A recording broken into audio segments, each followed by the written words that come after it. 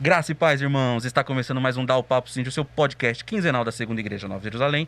Aqui quem fala é Igor, Mano Bacon, e toda vez que a palavra academia for utilizada nesse podcast, nós não estamos nos referindo a exercícios.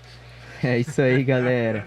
Aqui é o Henrique Ferro e eu queria citar aqui uma passagem de Jesus, que quando ele estava no templo dos doutores e senhores de conhecimento daquela época, ele ouviu-os e também questionou-os, e todos olhavam para eles maravilhados com o seu conhecimento. Eu só queria deixar de passagem só que essa nossa convidada é a primeira que nos deu presente, tá bom? Então, glória a Deus, é Aleluia. nóis. Tristeza. Quem que é você, mano? Eu sou o Henrique Nogueira, desculpa. Esqueci. Olá, pessoal. Eu sou Ana Carolina. E a minha frase de efeito aqui é que nós não fomos criados com nenhum desejo que não possa ser satisfeito. E essa frase não é minha, é de C.S. Lewis. E com isso a gente começa. C.S. Lewis, criador das Crônicas de Nárnia, né? Isso. Sim, sim. Massa. Maravilhoso. Vamos pro Cindy News, então. Não, pera aí, meu. Deixa eu só falar assim, muito bom estar com vocês de novo, pessoal. Com mais um Dá o Papo quentinho. E vamos pro Cindy News. Vamos pro Cindy News.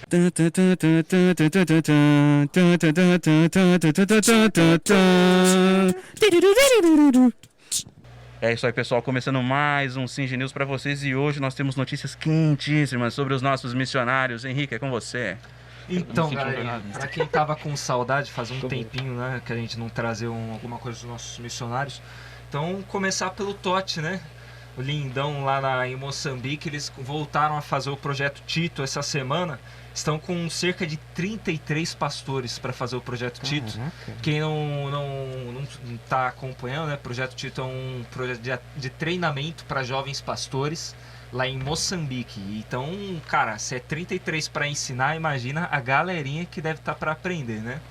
Então, Deus tem feito muitas coisas lá naquele país, junto com o Totti e a Zeza. Amém. E também o nosso queridão Felipão, né? Felipe Souza e família, que estão lá em Campinas. Nossa, eles mandaram... Cara, eles fizeram muita coisa nesses últimos 3 meses. Eu vou dar só uma palhinha aqui pra galerinha. Olha só. Realizamos uma ministração na Igreja Presbiteriana do Brasil no Jardim Guanabara, em Campinas, sobre geopolítica e missões. Diante de tantas situações e crises políticas no mundo, como isso tudo se reflete no avanço do cristianismo e na vida dos cristãos ao redor do globo. Caraca, Ó, mano. tem até um pouquinho do que a gente vai conversar aqui hoje. Uhum.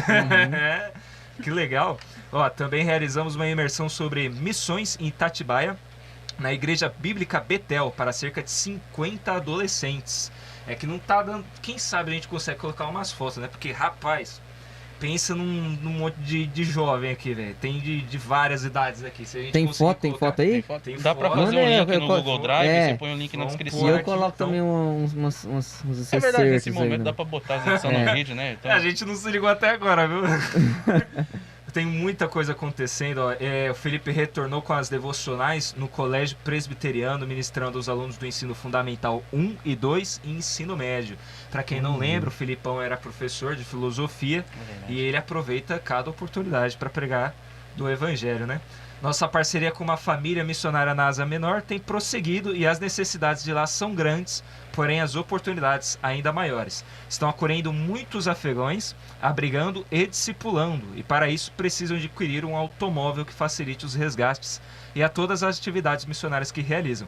Então, se você sentir no seu coração de ajudar a família, né, missionária da Ásia Menor, que é amiga ali do Felipão, só mandar um direct aqui pra gente no Instagram, mandar uma mensagem no Zap, No que a gente já vai fazer essa mediação aí pra ajudar na sua doação. Se eu não me engano, Fechou? até na nossa descrição tem um contato de e-mail.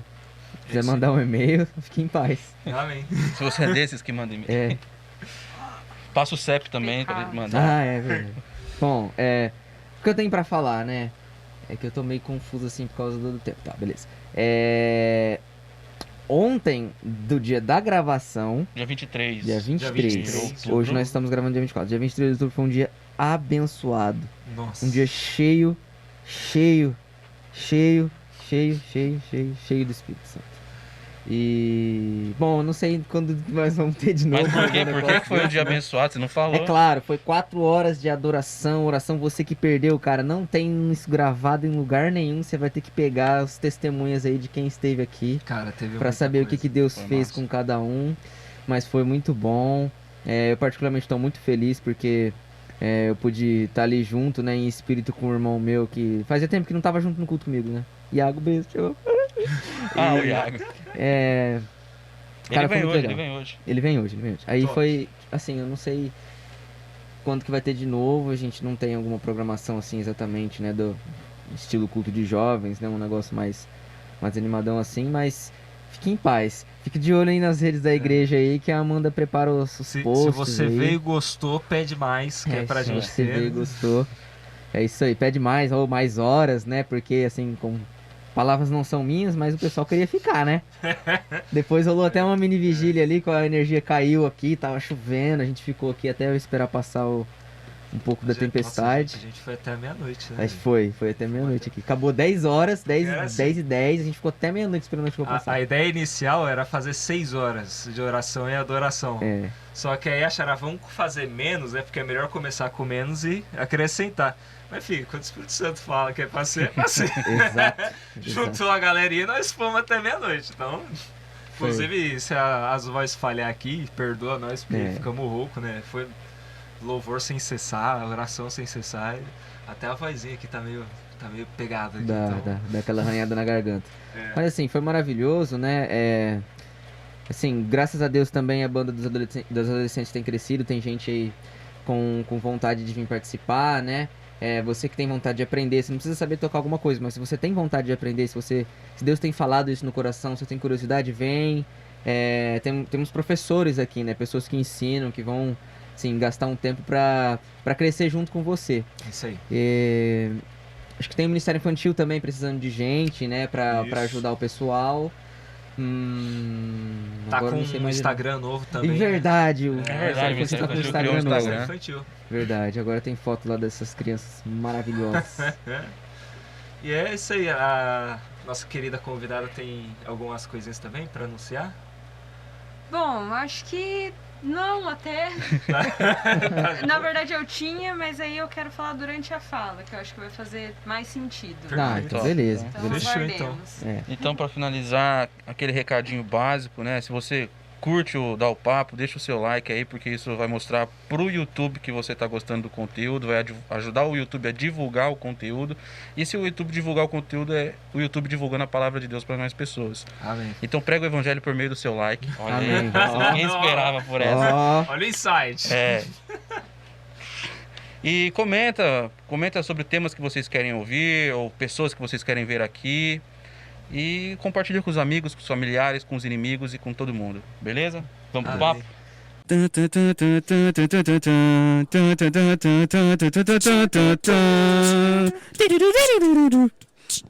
É isso aí, pessoal. Começando mais um Dá o Papo e hoje, vocês já perceberam, a gente tem uma convidada muito especial, muito querida conosco, a Ana. Ana, por favor, se apresente um pouquinho pra galera conhecer você. Já voltou? já. Rapidão. Olá, pessoal! Eu tô aqui meio perdida no podcast. Tá sendo uma experiência meio diferente, porque tem hora que tem a vinheta, tem hora que tem o recado e tem hora que tem agora eu. Não, mas brincadeiras à parte, eu sou Ana Carolina, sou professora, acadêmica, pesquisadora, acho que me definiria dessa forma. Em termos profissionais, né? Mas em termos confessionais eu sou cristã protestante. E apesar disso, sou pesquisadora e professora. Então acho que é assim que eu me definiria. Top, top. Amém. E, bom, para começar, já que você deu a deixa na questão de acadêmica, né? Claro. A galera provavelmente já viu o título do podcast, então sabe, já tomou um spoiler sobre o nosso tema e a gente vai conversar exatamente sobre isso. Você aí, aluno, estudante, ou pesquisador, ou pessoa que vai ser isso ainda, está ingressando no mundo acadêmico. Acho que legal pra começar falar um pouquinho de como que a gente achou a Greco. A gente foi bem assim, meio aleatório, mas é Deus fazendo. Eu queria pedir pra você até falar um pouquinho, Ana, mostrar aqui o folheto. A Ana teve o carinho de trazer aqui o folheto pra gente olhar, né? Vai ter aqui na igreja, se você tiver interesse, é a Associação Brasileira Cristãos na Ciência. Isso daqui é a minha queridíssima noiva, Thalita, né? Teve um interesse alguns anos atrás, e quando a gente começou a ideia do podcast, ela falou, sabe uma pessoa que vai dar muito certo pra gente conversar? A Ana. Então a gente tá desde o início aqui tentando chamar a Ana, graças a Deus a gente conseguiu. E aí eu queria pedir para você falar um pouquinho, né, da associação, como que é. Tá, então vamos lá. Então, eu acho que o Henrique me deu a deixa para falar sobre o quanto demorou para que eu viesse, porque o Henrique falou comigo assim, acho que uns 2 meses e tal, e eu fui demorando, enrolando. A Thalita já havia falado comigo. Mas é porque é um tema que eu falo com muito temor e tremor, na verdade, assim. Porque por estar na academia, e a gente vai conversar um pouquinho mais sobre isso, a grande questão é que parece que a ciência e a religião, elas não conversam. E elas são grandes inimigas. E hoje em dia, em tempos de exposição e etc., a chance de pegarem uma fala minha, recortarem e depois mudarem totalmente o contexto é muito grande, né? Então, por isso eu fiquei com muito receio no começo, mas eu acho que a gente precisa conversar sobre isso. Então, de onde eu conheci a Thalita? Conheci a Thalita a partir do Cristãos na Ciência. E eu conheci os Cristãos na Ciência bem na fundação deles, porque não falei da minha trajetória acadêmica, né? Eu sou formada em Direito pela Toledo de Presidente Prudente, que a maioria das pessoas aqui conhece. E eu sempre soube que eu queria ser professora. E, enfim, queria ser professora, acho que não tinha nada muito romântico nisso. Não tem uma história bonita pra contar por trás, emocionante. Professor só se lasca. Tipo, aquelas histórias de tipo, não, porque desde pequeno eu colocava minhas bonecas e eu Nossa, ficava dando aula. Não, muito pelo contrário, eu queria ser farmacêutica, mas aí fui pro direito. E gostei da pesquisa, falei, não, eu quero pesquisar. Daí meus pais, mas isso não dá dinheiro, filha, vai estudar pra concurso. Falei, não quero, eu quero isso, eu quero ir pra academia, eu quero mestrado e doutorado. Tá bom. Aí durante a graduação, eu sempre, como boa protestante que sou, estudei religião e direito. Inclusive foi o coordenador do curso, o professor Sérgio Tibiriçá, a quem sou muito grata e quem me introduziu nesse mundo. E aí comecei a pesquisar, ter publicações no ETIC, que o Igor sabe bem o que Conheço ETIC. Já estive lá.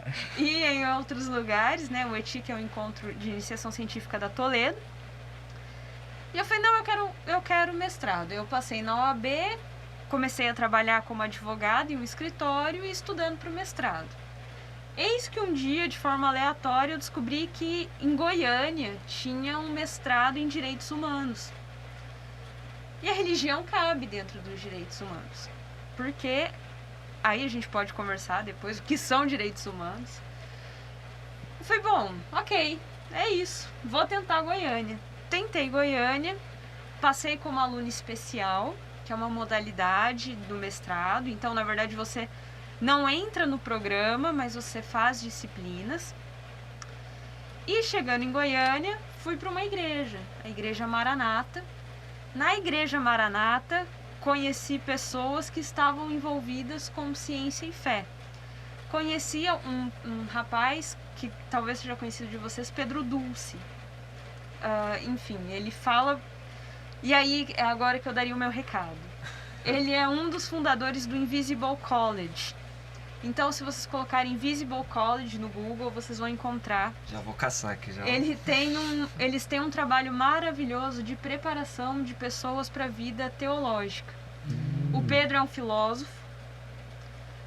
Ele, junto com o Kaique, entre outros, fundaram o Invisible College. Então, eles têm tutorias, eles têm cursos sobre várias coisas, sobre religião, sobre fé, sobre teologia. E a ideia é realmente nos capacitar cristãos, né, enfim, para a vida lá fora. E aí lá na Igreja Maranata, eu conheci o Pedro e por conta do Pedro eu conheci a igreja chamada Sal da Terra, que é muito conhecida em Goiânia, que tem um pastor que eu sou fã, que é o Paulo Júnior. Não é o Paulo Júnior de São Paulo, é um outro Paulo Júnior, é Paulo Borges Júnior. E, nossa, eu tô dando uma volta gigantesca, mas é pra dizer que lá, em Goiânia, eu conheci o Cristãos na Ciência, quando ele ainda estava muito no começo. Quando o diretor, né, o fundador era o Roberto Covolan, da Unicamp, e o Guilherme de Carvalho, que alguns também podem conhecer. Eles foram para Goiânia para explicar o que eram Cristãos na Ciência, que era justamente um movimento brasileiro de cristãos, se dizendo cristãos, dentro da ciência. E a ideia era mostrar que ciência e religião andam e podem andar juntas, que uma não contradiz a outra.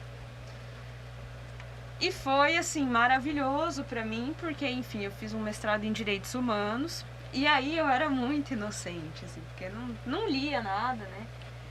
E tem toda essa história de que na academia você tem a doutrinação marxista e tal. Ixi. E aí eu pegava e falava assim, mas gente, eu não leio Marx. Porque no meu mestrado eu não lia Marx. Só que assim, depois no meu doutorado, enfim, aí eu passei no mestrado, né, na Federal de Goiás, fiz mestrado em Direitos Humanos. Depois do meu doutorado eu fui entender que na verdade eu realmente não lia Marx, mas porque eu não era marxiana. E existe essa diferença. O marxiano é aquele que lê o Marx a partir de Marx. O marxista é todo o resto. É aqueles que lêem interpretações de Marx. Então, hoje em dia, 90% das pessoas que nós conhecemos são marxistas. Os marxianos são bem pouquinhos. Então o resto do resto. Então, tipo, uma galerinha que nem na fonte foi direito? É isso que eu tô O marxista, sim, sim, Nossa. sim. Tô de cara aqui agora.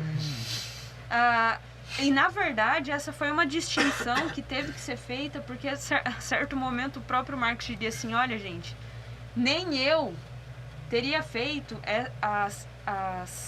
teria chegado às conclusões que as pessoas chegam com a minha teoria. Em vida ainda o Marx falou isso. E aqui eu não tô defendendo Marx nem nada disso, é só pra explicar a distinção. Mas enfim, aí eu cheguei lá e o Cristãos na Ciência, a gente tinha encontros semanais pra explicar a ciência, a religião e tal. E eu sou mais da filosofia. E aí um dia falaram, não, por causa da doutrinação eu só leio Marx. Eu falei, gente, mas eu nunca li Marx na vida, minha faculdade nunca mandou eu ler Marx. Ok, fiquei com isso na cabeça. Fui pro doutorado, eu fiz doutorado em filosofia e teoria geral do direito na USP. E aí lá eu comecei a entender isso, que na verdade eu li autores marxistas, que eu não sabia que eram marxistas, mas eles eram. Eu só não era marxiana, e eu tive a felicidade de ter um professor marxiano, que aí é um grande problema interno, porque eu tenho um grande apreço por ele, que é o Vladimir Safatli, que é Mas assim, porque eu entendo que eu sou muito da graça comum, né? Então é com muito temor e tremor que digo isso também, para que... Mas assim, até relógio, 2 vezes ao dia ele bate da hora certa, né? Até relógio quebrado, 2 vezes ao dia da hora certa. Então eu penso que na graça comum, a gente pode aproveitar algumas coisas, da mesma forma que a gente vai rejeitar outras. O Guilherme de Carvalho, inclusive, ele fala muito sobre isso, assim, de que o cristão, em termos de... Ele fala no sentido político, né? O cristão, ele tem que ser o cara mais em cima do muro e o cara que mais se contradiz, porque em alguns momentos ele vai aderir a ideias da esquerda. Em outros, ele vai aderir a ideias da direita, porque o cristianismo, ele é único. E ele não nos permite comprar pacotes fechados, principalmente pacotes ideológicos. Só aqui, gente, eu já poderia explorar 1 milhão de assuntos. Então, a gente já falou sobre pacote, sobre ideologia, e enfim. Então, só voltando, porque filósofa fala muito e viaja. À vontade. Mas eu conheci, então, o Cristãos na Ciência no mestrado, foi o que me deu muita base. E aí a gente pode falar por que os nossos amigos se perdem quando chegam na academia. E a primeira resposta é porque não tem base. E aí fui pro doutorado, né? Então, e quando voltei para Prudente, eu falei, eu quero abrir um grupo de estudos de cristãos na ciência aqui. Só que com o doutorado eu consegui durante um tempo, mas depois foi inviável porque o doutorado era em São Paulo e eu trabalhava aqui, então eu viajava toda semana para São Paulo. E eu não aguentei, assim, eu simplesmente não aguentei. Pesou demais.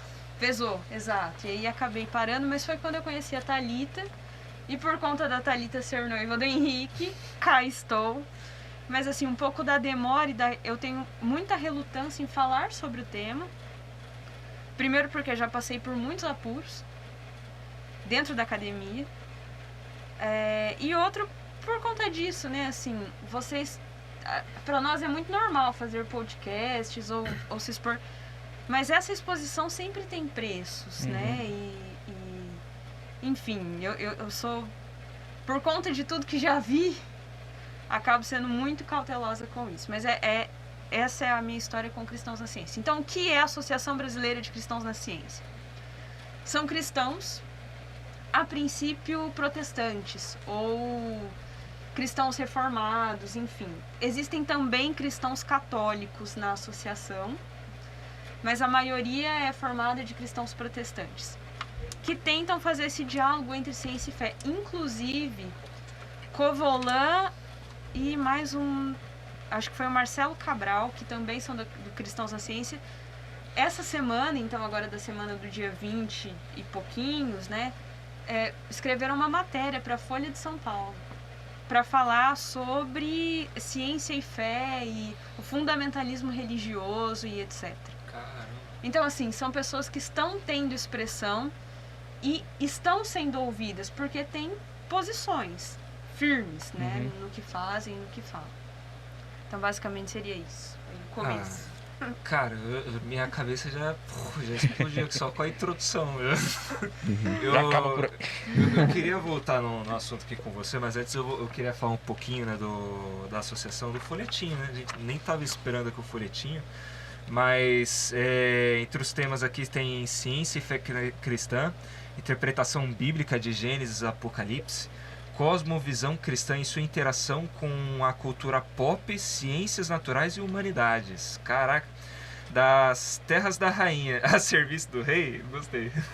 O pensamento de C.S. Lewis, John Stott, N.T. Wright e Alistair McGrath. McGrath, nossa. Pedagogia cristã e filosofia de Herman Doiver. O inglês aqui tá meio puxado. Não, ele é holandês, tá tudo certo. Né, que é diálogo com a tradição filosófica. Então, assim, gente, tem muito conteúdo, né? É um lugar que, assim, se você pro crente do mais velho até o mais neófito, né? A gente vê que isso daqui é enriquecedor. Então, tem as redes sociais aqui, né? Eu queria dar um gritão aqui pra vocês. Eu esqueci em inglês, é shout-out, né? Dá um shout-out aqui pro Cristão na Ciência. Tem o @Cristão na Ciência do Instagram, Facebook, né, que é Cristão na Ciência, e tem também no YouTube, que é a Associação Brasileira de Cristãos na Ciência. Então, se você já está curioso só desse pouquinho que a gente conversou, pode ir atrás. Eu fiz um seminário, acho que teve na Toledo junto com a Thalita. Ela me levou para conhecer. E a gente olhou, foi um aluno que deu uma aula da perspectiva da evolução dos animais dentro de um contexto cristão. Cara, sua cabeça explode, é incrível. E aí eu queria aproveitar também, para perguntar para você um pouquinho do que você falou, né, a respeito desse receio, ficar na liberdade. Mas é porque a gente tem muita curiosidade, assim, a princípio, a nossa vontade de conversar, ela puxa muito também das dificuldades da gente falar de religião, de cristianismo, dentro das academias. A gente sabe que o Brasil ele já tem um movimento de evangelismo dentro das faculdades que já tem um tempo já, por mais que seja meio recente.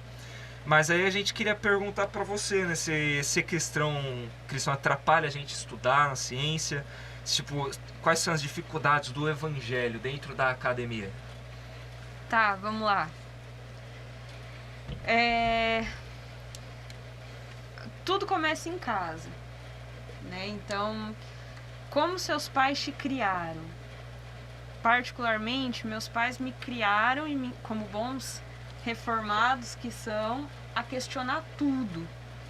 Inclusive eles, né? Então, assim, para eles, quando eu fui fazer direitos humanos, não foi fácil. Principalmente porque eu chegava, às vezes, com temas que eles nunca ouviram falar. Então, quais são as primeiras dificuldades? É que quando o cristão pequenininho, na escola, chega pro pai e fala: ai, pai, vim do macaco. Aí o pai vira e fala: cala a boca, moleque, Deus te criou. Evolução não existe, isso é mentira e tal. Aí, ok, tá.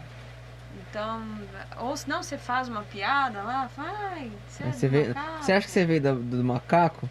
Onde a gente tava conversando isso na célula, né? Célula. Uhum. E, cara, tem um bicho que não morre por nada, é uma barata.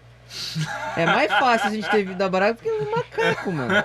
Porque, tipo assim, tudo veio da barata. É ela que sobra. Acabou a terra, tem barata. Se explodiu uma bomba, o que vai sair dali? Barata. Barata. Mas isso aí tá. Daí o moleque chega pro pai, né? Fala: ah, não, isso aí não existe, isso aqui. Beleza. Aí o moleque vem com umas ideias doidas pro pastor. Porque o outro lugar em que nós procuramos respostas é na própria igreja. Principalmente quando a gente é cristão. E é saudável que seja assim. E aí o pastor pega e fala: não, mas evolução não existe. E aí o Gabriel, que foi o aluno, que preletor, né? O preletor, que o Henrique comentou, ele falou: gente, a evolução existe, é cientificamente comprovado. E você não precisa de muito, basta ver a mutação da cepa do coronavírus. O que é isso? Se não uma evolução ou uma adaptação? Mas eu nem quero entrar nessa questão biológica. O ponto que eu quero chegar é: aí os pastores leem Gênesis até nesse livrinho que eu trouxe aqui, um dos autores ele fala assim: a gente, quando começa a ver a ciência, a gente se sente humilhado. Ele usa o termo humilhado, eu achei até forte. Quando a gente vê Gênesis que diz: no início criou Deus céus e a terra. Tá, beleza, e aí? Criou e a ciência vem com Big Bang, com não sei o que, com não sei o que. E aí o pastor não sabe falar também.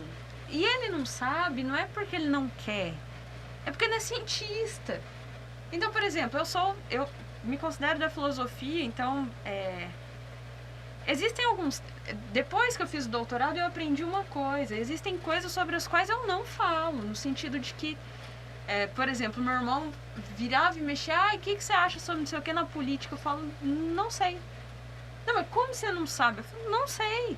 Porque não estudo isso, porque não vou dar minha opinião sobre isso. Mas isso para um pastor é mais complicado, né? Você falar: não sei.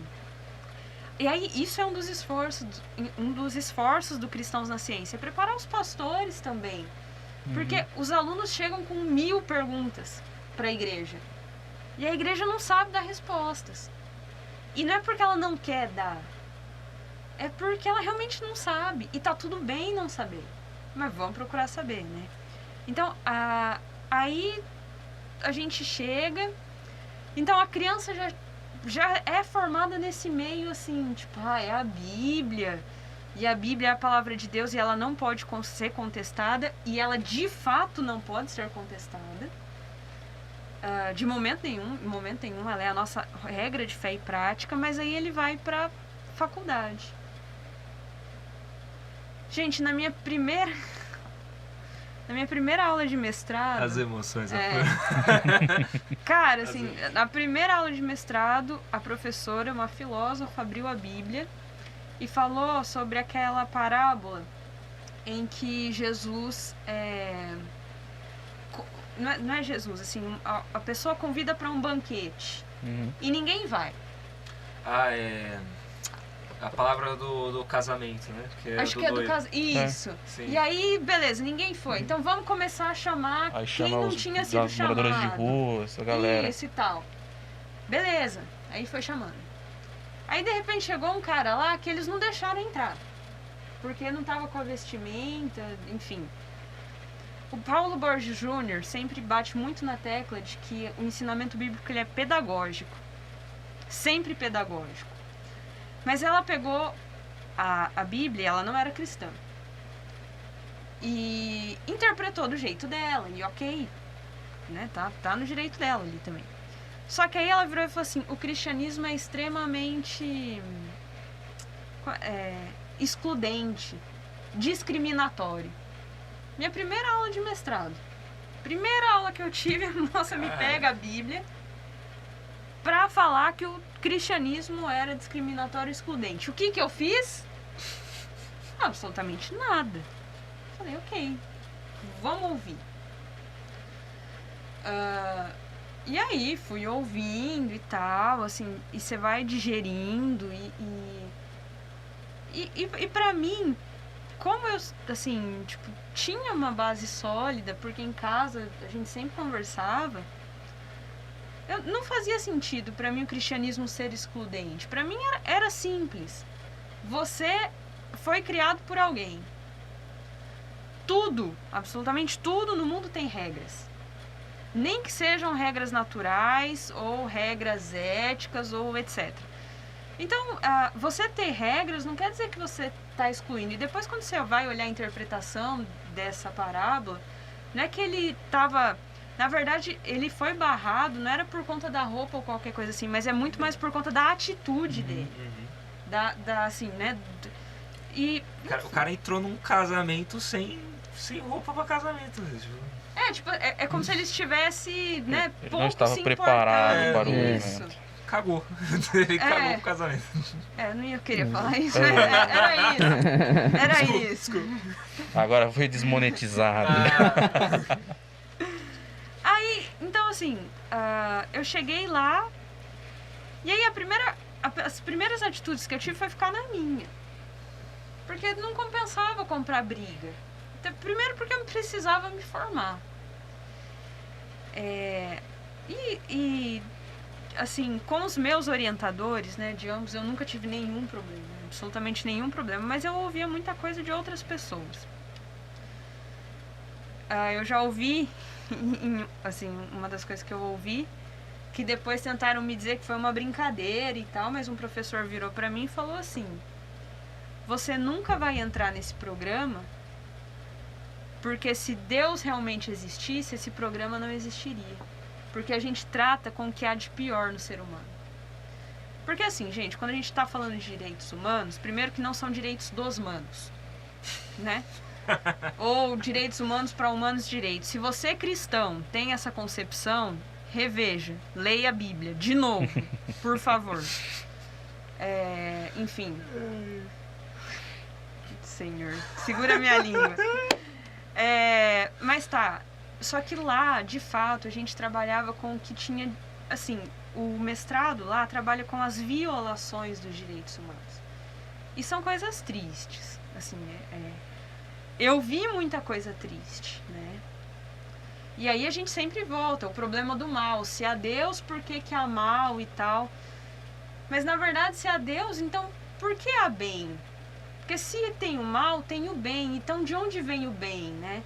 E uma das coisas que o Pedro sempre nos ensina, Pedro Dulce, depois eu recomendo fortemente que vocês sigam no Instagram, é que a gente sempre tem que devolver as perguntas, porque a gente o tempo todo é questionado. E a gente só fica assim... E Jesus não, questionou os homens da lei lá. Foi, no assim, tempo. excelente você ter começado com essa frase, né? Obrigado. Espírito Santo conduzindo. Mas por que isso? Nós cristãos, nas primeiras ondas da universidade, como a gente não tem muita bagagem, e falha nossa não ter, tá? Que estudem e estudemos, a gente vai tomando e a gente não sabe mandar a pergunta de volta. Então, por exemplo, assim, se Deus existe, por que existe o mal? Peraí, existe o mal? Tá, então quem fez o bem? Você? De onde vem o bem? De onde vem essa noção? Então, a gente precisa começar a devolver as perguntas, porque a gente fica muito acostumado a só ter que se defender, a só ter que se defender e tal. Então, tá. sinceramente, assim, apesar de tudo, a minha vida enquanto cristã na academia não foi uma das mais complicadas do mundo. Eu sempre estudei religião, só que de uma perspectiva laica. E fazendo as críticas que também eram necessárias. Então, por exemplo, acho que todo mundo sabe, ou tem conhecimento, de que nas escolas públicas nós temos um ensino religioso. Eu lembro das aulinhas das freiras quando eu era pequena, né? Então aqui, ó, já começamos com um problema aqui. Quem te dava aula, Henrique? Era umas tiazinha freira de, eu acho que mais de 70 anos. Né? Então tá, elas eram freiras. Pressupõe-se um ensino cristão católico. E aí, assim, chega um momento em que a gente precisa entender que o Brasil é secular. E essa foi uma das reivindicações nossas enquanto protestantes. Porque se você tem uma religião dominante, hoje pode ser o cristianismo. E se amanhã for o espiritismo? E se amanhã for uma religião que, tal como aconteceu no Antigo Testamento, você não pode orar e se você for orar você vai ser preso? Então, beleza, que o Estado seja neutro. Problema nenhum com isso. Mas aí a gente tem o ensino religioso. E aí foram questionar. Falaram, pô, mas que tipo de ensino religioso? Porque o meu filho pode ser...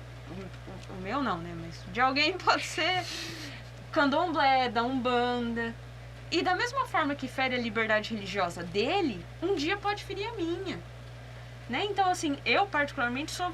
Nesse ponto eu sou muito veemente, assim, a gente tem que ser realmente... O espaço público, ele é secular.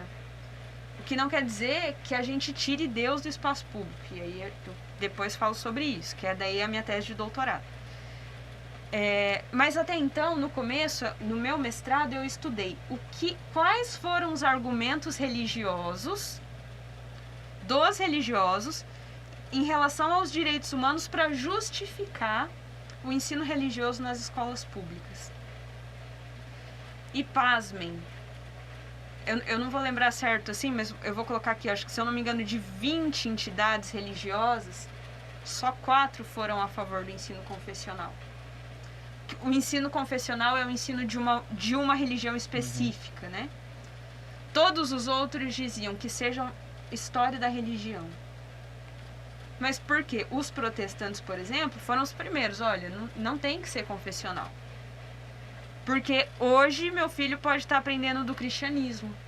Amanhã entra um satanista. E aí? Vai aprender o quê? Se confessar para quem agora? Isso. Fica difícil. Então, assim, na minha pesquisa, eu sempre tive esse olhar... a religião é interessante e tal, mas a religião também erra.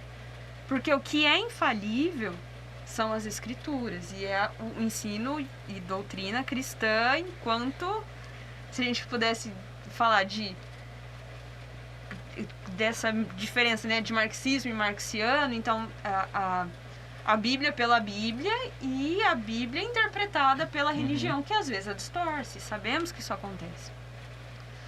Então, eu nunca tive tantos problemas assim, porque eu também sempre fui muito ponderada e em alguns momentos mais quieta. E aí eu aprendi isso muito com um cara que é Martin Luther King. Martin Luther King foi um ativista cristão. Só que você nunca vai ver, de certo, assim, nunca é muito, né? Mas pode olhar todos os discursos públicos dele. No momento nenhum ele tá falando de Deus. Falando Deus isso, Deus aquilo. Mas o tempo inteiro Deus está por trás da fala dele. Ele prega os princípios. Exato. E aí a gente entra... Depois a gente pode falar um pouco mais sobre isso. Mas assim, dizer que nenhum cristão tem problema na academia, não é verdade. E aí por isso que a minha tese de doutorado foi: nós cristãos, óbvio que eu não falei nós cristãos porque eu não me coloco como alguém cristã, né, na escrita e etc. Mas a minha tese de doutorado foi: os cristãos, assim como o umbandista, o candomblé, o espírita, qualquer um, pode sim colocar os seus preceitos na esfera pública. É que são vários conceitos mais complexos, mas na esfera pública, que eu digo naquilo que é público, né? O advogado aqui interpreta pra gente. Eu não sou advogado. O que é público? O que é público? O que é esfera? Defina Eu ia público. fazer uma peça pública quem assiste alguma coisa. Quer que eu aproxime aqui? Não sei se tá meio... Tá Ai, confortável? não, tá de boa. Ah, então beleza. Eu vou pra frente. Mas assim, tá, deixa eu só dar um passo atrás, só mais um pouquinho. Gente, professora e filósofa, duas coisas que não, né, fala muito. Quando a gente precisa dar um salto na história só para conseguir entender esse contexto melhor, tá? Quando a gente sai do período medieval ou da Idade das Trevas, que é o que foi Gloriosa Idade das conhecido, porque ele se contrapõe ao iluminismo, né? Então, se você tem luz, em algum momento você teve trevas. E aí, só para comentar, que a história sempre é contada pelo ganhador, né? Então, assim, há vários historiadores que já interpretam a história medieval de uma outra forma. Houve abusos? Houve. Né, assim, tivemos problemas? Tivemos, mas nós também tivemos problemas na modernidade, nem por isso as duas grandes guerras mundiais são chamadas de Idade das Trevas. Enfim, porque há uma narrativa do vencedor, né? Eu chamaria de tempo de desprezo as guerras mundiais. Mas pode dar, seguir. Pode ser, sim, mas A minha interpretação é o tempo do desprezo. Pra mim, ele foi um dos ápices de desprezo com a humanidade que eu já vi, foi as guerras mundiais. Você viu?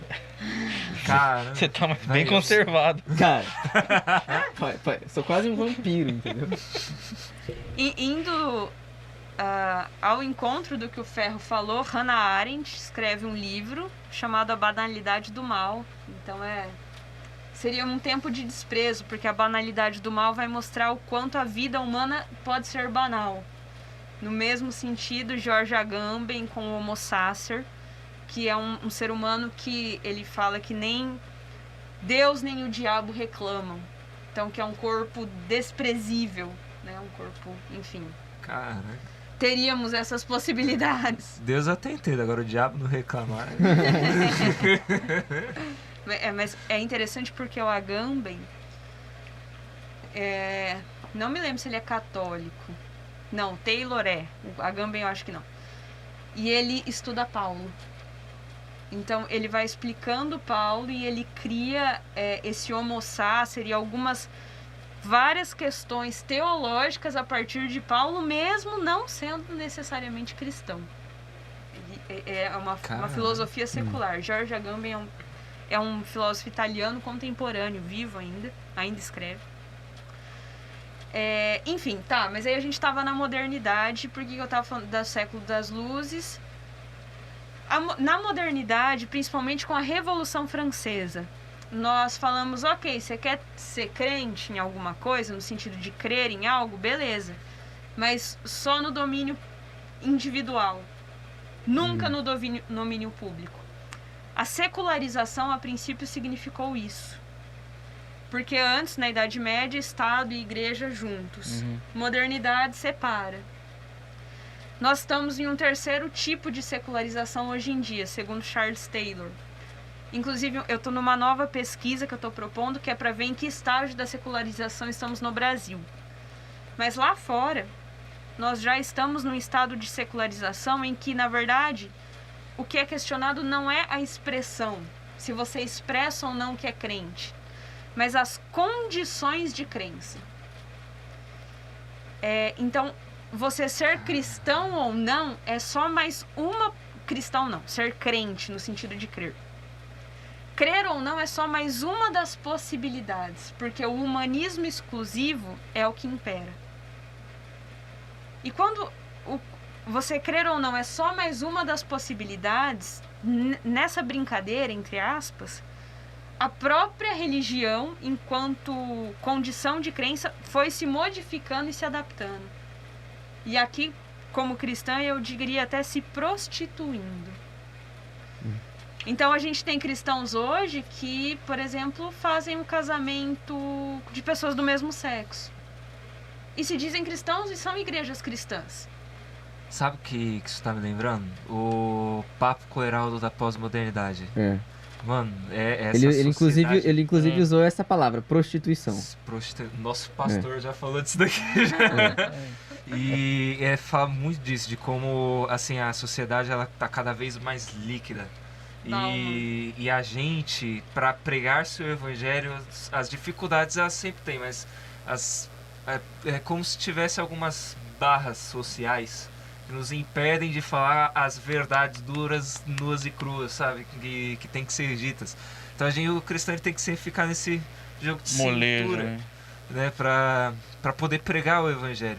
E acaba acontecendo isso, né? Tipo, pessoas do mesmo sexo se casam, pastores têm, sei lá, não sei, concubinas. Vou dizer concubinas, né? Pra não dizer que fez coisa pior. E ninguém tira ele do negócio da igreja. É o que acontece aí. É o que acontece por aí. Então, amoldando a Bíblia ao padrão do mundo. Do mundo, né? As condições de crença, é o que o Taylor tá falando, né? E isso mudou muito. Aí, a gente tava na secularização. Ok. Só que isso na academia, as condições... Esse reflexo na academia, e agora é uma opinião mais minha, tá? Nós, enquanto cristãos, começamos a nos tornar obsoletos, velhos e burros. Se você é crente, no mínimo você é burro, estúpido, cego, porque você não tá vendo a ciência. E aí a gente vai pro cientificismo, em que a ciência vai explicar tudo. Só que aí de novo, é sempre devolver a pergunta. A ciência vai explicar tudo? Sério mesmo? Então, a ciência me define o que é belo? A ciência me define o que é propósito? O que é... Ela pode me explicar causas e efeitos. Então, por exemplo, a 100 graus centígrados a água ferve. Isso é observável. E questões éticas? Eu posso manipular um embrião? E tecnológicas? Eu posso criar um robô feito para o sexo? Até onde eu posso manipular geneticamente uma pessoa? Eu vou dar um exemplo real da Europa. Um casal de mulher lésbica, ambas surdas, entraram na corte, entraram no judiciário para pedir que o embrião delas, né, porque óbvio elas não tinham esperma e óvulo, então seria algo já a inseminação artificial, que o embrião delas, o bebê também fosse surdo. Manipular geneticamente para que ele fosse surdo porque elas eram surdas. Não, peraí. Mas aí me foge palavras pra definir isso. Mas eis a questão. A gente, assim, cientificamente isso é possível. Você conseguiria talvez manipular. Agora, é ético? Aí a questão é, a ciência tem essa resposta? Não tem. E aí tá, beleza. E a gente vai nesse rumo. E vem Habermas, que é o filósofo que eu estudei no doutorado, contemporâneo, não cristão, mas que vira e fala assim, o problema da humanidade é que a gente chegou num momento em que a solidariedade acabou. Porque a própria modernidade e esse humanismo exclusivo é uma fonte do Taylor, não do Habermas. E como filósofo, para mim é importante não misturar as coisas. A nossa sociedade está precisando de solidariedade. Haja visto todos os abusos, a fome que a gente ainda passa. Haja visto, por exemplo, o apelo que o Papa Francisco, muito sabiamente, e aqui é elogiando de fato o Papa... É o argentino, né? O argentino. Sou fã desse cara. Não, ele é muito. Ele é demais. Em 2015, ele escreve uma encíclica falando assim, nós estamos matando o mundo. E o cristianismo tem respostas para isso. Então nós temos propostas para cuidar da humanidade, para cuidar da natureza. É uma encíclica assim curtinha, Casa Comum se chama, é Laudato Si, a forma como se escreve. E, enfim, aí o Habermas foi antes de 2015. Em 2009, ainda conversando com o Bento XVI, antes dele ser Papa. Bento XVI também era um filósofo. E os dois escreveram um livro, na verdade um diálogo, foi transcrito. E o Habermas fala assim, a gente não tem mais solidariedade na humanidade. Porque a modernidade não tem esse humanismo exclusivo, pode te dar cientificismo, mas não te dá empatia, ele não te dá essas coisas que fogem à ciência. E tem muita coisa que foge à ciência, como por exemplo a ética, a estética, o que é o belo, o que é o certo, o que é o errado. E o próprio relativismo moral, que é um negócio assim, que o tempo todo, né, o relativismo. E isso é uma coisa que eu insisto muito com os meus alunos. Eu falei assim, tudo tem limite. Porque eu falei assim, tá, por exemplo, hoje em dia, minha mãe é pediatra. As meninas têm entrado na menarca, que ela fala, elas menstruam mais cedo, às vezes com 7, 8 anos. Nossa. O que é assustador, dá dó, porque, enfim, são muito novas e tal. Se a gente assume que tudo é relativo e a gente aceita a pedofilia, por exemplo, a gente pode ter crianças de 8 anos engravidando. E isso é um risco biológico à vida delas. Um risco natural. Então, assim, tudo tem limite. E aqui eu não preciso nem falar da ética. Eu posso justificar em termos seculares, né, que a gente costuma comentar. Mas, enfim. Aí o Habermas, que nem é um filósofo cristão, fala assim, a religião tem potencial para nos ajudar em coisas que nós perdemos. E aí ele fala, nós precisamos reinserir os religiosos para a esfera pública.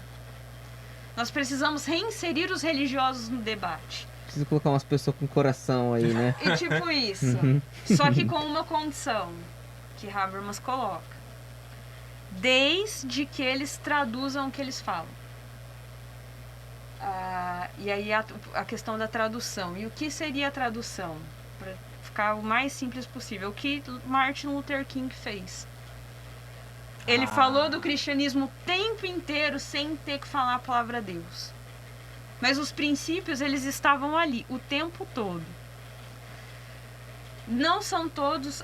bom, eu estou falando aqui de um filósofo secular, tá? Que é o Habermas.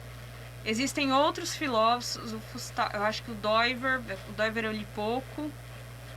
Mas, enfim, outros que vão contestar isso. Vão dizer assim, não, o cristão, como qualquer outro religioso, pode falar a língua dele. E os princípios dele, na língua dele e tal. A grande questão, assim, é que às vezes as pessoas não vão entender. Quem fez isso no Brasil com maestria durante um tempo, mas hoje em dia, assim, só vou falar do passado. Presente, não. Silas Malafaia. Assim, no começo do ministério do Silas, eu lembro dele ser muito contundente. Ele era. Né? Só que assim... Quando tinha cabelo ainda, ele... Hoje em dia a coisa me deu uma degringolada. Enfim. Tipo Sansão, tá ligado? Cortou o cabelo, acabou. Já era. Caiu, já era.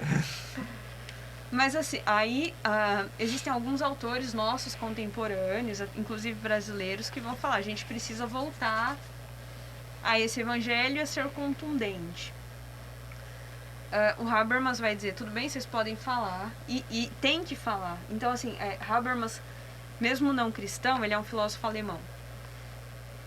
Ele pegou e falou assim, gente, para de achar que eles são burros, porque eles não são, eles podem contribuir, né? Eles, os crentes.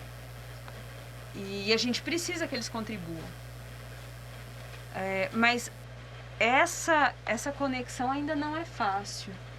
Tanto que esse é um material muito recente do Habermas, assim, que chegou no Brasil já há mais de 2000 e pouco, né, 2000 e pouco, pouca coisa escrita, então inclusive por isso consegui fazer uma tese, porque tese tem que ser algo inédito, né? Então, mas é importante e tem sido divulgado, mas existem outros autores que vão falar sobre isso, que são reformados, tipo Kuyper, Doiver e outros. Eu tenho uma questão, né? Por exemplo, eu acho que, assim, pelo menos pra nós aqui vai estar um pouco mais fresco isso. Quando a gente tava na escola, né? É uma questão já desde, sei lá, acho que no pré não, porque no pré eu nem lembro direito o que eu fazia. Mas quando eu ia pra escola, assim, já no primário, vamos dizer, né? Eu já sentia, assim, um certo tipo de diferença quando, sei lá, a gente ia jogar bola na hora do recreio ou alguma coisa assim. A gente costumava rezar antes de jogar bola. E tinha, os caras às vezes rezavam Ave Maria, eu não sabia. E eu me sentia totalmente excluído daquilo. Sabe? Porque, tipo assim, eu orava, eu falava assim, Jesus, abençoe o jogo de hoje que ninguém se machuque, amém. E os caras ficavam, Ave Maria, cheia de graça, não sei o que, que eu não lembro mesmo. Eu sou muito ruim de guardar. Eu canto as músicas 55 vezes e esqueço a letra, então imagina uma reza, sabe? Pra mim, eu acho que quanto mais repetitivo, mais difícil deve ser. Não sei, meu cérebro funciona estranho. Mas já começava aí. Então eu acho que, tipo assim, isso que você falou de ter essa resistência, tem até essa questão das próprias culturas que estão ali, né? Porque a gente, como cristão, existem nós protestantes e existem eles católicos. E até entre a gente existe um certo tipo de resistência pra falar de uma coisa. Porque, sei lá, se eu fosse me pronunciar, eu me pronunciaria como cristão ou me pronunciaria, eu sou protestante? Entendeu? Então, assim, já é mais outra barreira para as pessoas entenderem e conseguirem identificar uma comunicação ali. Ah, mas esse cara é cristão. Ah, então, mas ele é protestante ou ele é católico? Ele falou que ele é um do outro, aí eu vou ter que descobrir o que esse cara é. E esse pensamento é comum entre os dois ou ele é conflitante? Um protestante pensa de um jeito, o outro pensa de outra forma, né? E depois, evoluindo, né? Eu fui pro ensino médio, que aí a gente já começa a ver sociologia, filosofia, né? Estudar. Um pouco antes ainda a gente já começa a ver na história. Na história a gente vê já a questão da propriedade das trevas, que assim, particularmente eu acho um dos momentos mais inspiradores pra mim de criação de conteúdo offline aí, vamos dizer assim, de questões criativas. Eu sempre me inspiro naquela época. Eu acho assim, uma época muito, muito inspiradora. E assim, quando eu observava aqueles negócios lá, eu via tipo assim, cara, a igreja tinha tanto poder naquela época que ela estava quase acima do rei, entendeu? Em alguns momentos ela estava acima do rei, só não publicamente. Então eu observava o jeito que as pessoas manipulavam e eu falei assim, cara, esse aqui foi o ápice do poder da igreja na sociedade e foi ali o ápice do florescimento do erro humano na igreja. Assim, então quem comandava era a igreja, mas quem comandava não era Deus. Quem comandava era um homem. Quem comandava era o arcebispo, sei lá das quantas, 13º. Que mandava no rei, no general, no marechal, no burguês, em todo mundo, entendeu? Todo mundo tava abaixo daquele cara, porque o rei ia pedir conselhos pra ele. Quando o rei não tinha alguma coisa, ele ia lá e pedia conselho pra ele e falava assim, que vai ser bom pra igreja? Pra igreja, né? Pra ele, entendeu? Então, assim, eu sou a igreja, o que vai ser bom pra aí igreja? eu via, tipo assim, de certa forma, eu não sei se isso é errado, mas quando eu via alguns vikings saqueando aquelas igrejas, roubando aqueles ouro, e tipo assim, às vezes eu pensava, cara, distribui um pouco, né? Sabe? Tá na Bíblia, né? Pô, divide o pão, mano. Os caras tiveram que roubar, matar vocês pra vocês terem um grau, porque assim, as pessoas iam, teve certos contatos, né? Tem até quem assiste a série Vikings aí pode ter uma noção. O Athelstan é, de certa forma, um exemplo de cristão. Ele era extremamente católico, convento lá nos negócios e tal. Mas, tipo assim, o Ragnar chegou lá e levou ele de escravo. E como escravo, ele conseguiu fazer, tipo assim, o rei lá, acho que era Dinamarca, né, que tava no... Eu não lembro exatamente onde que era lá da série. Mas, tipo assim, o cara, ele se converteu. Ele foi lá e falou assim, mano, que Deus é esse? Porque ele levou a dúvida num cara que, tipo assim, tinha o trovão... E ele escutava as batidas do martelo de Thor. Mas no coração dele ardia uma paixão por Jesus. Porque ele ouviu aquele cara falar e ele viu aquele maluco lá segurar uma espada de brasa, sabe? Falou assim, não, você vai fazer isso pelo seu Deus? Ele não fazia aquilo por Odin? Entendeu? Era um negócio assim, por que eu vou fazer isso? Isso é burrice, eu não vou colocar minha vida e morrer sem glória, né? Porque para eles a glória era totalmente o propósito da vida deles, né? Era morrer num campo de batalha, lutando por aquilo que fazia um significado para eles. E o que significava para eles era o material. Os vikings eram extremamente materialistas, né? Eles gostavam de ter coisas e terras e conquistar e ter aquela questão, não sei se a palavra honra, mas eles tinham esse negócio, tipo assim, de ir, isso é meu agora, eu conquistei com a minha força, com o meu braço, com o meu exército, com os meus irmãos e etc. E isso fazia sentido pra eles. E quando ele viu um cara que arriscava a vida por alguém que ele nunca nem viu e não sabe nem se é de verdade, sabe, só ouviam as histórias, porque pra ele ouvia as histórias dos antepassados dele, das pessoas que iam lá, subiam naqueles barcos e dizimavam e matavam um monte de pessoas e eram temidas. Esse era o tipo de pessoa que ele respeitava e se inspirava. E aquele cara ali se respeitava e inspirava uma pessoa que morreu numa cruz, que pra aquele viking não tinha significado nenhum. Então aquilo foi o simples ato dele de ser cristão, até depois na série o Athelstan meio que se desviou por uns instantes. Aquilo foi um confronto na vida de um rei nórdico.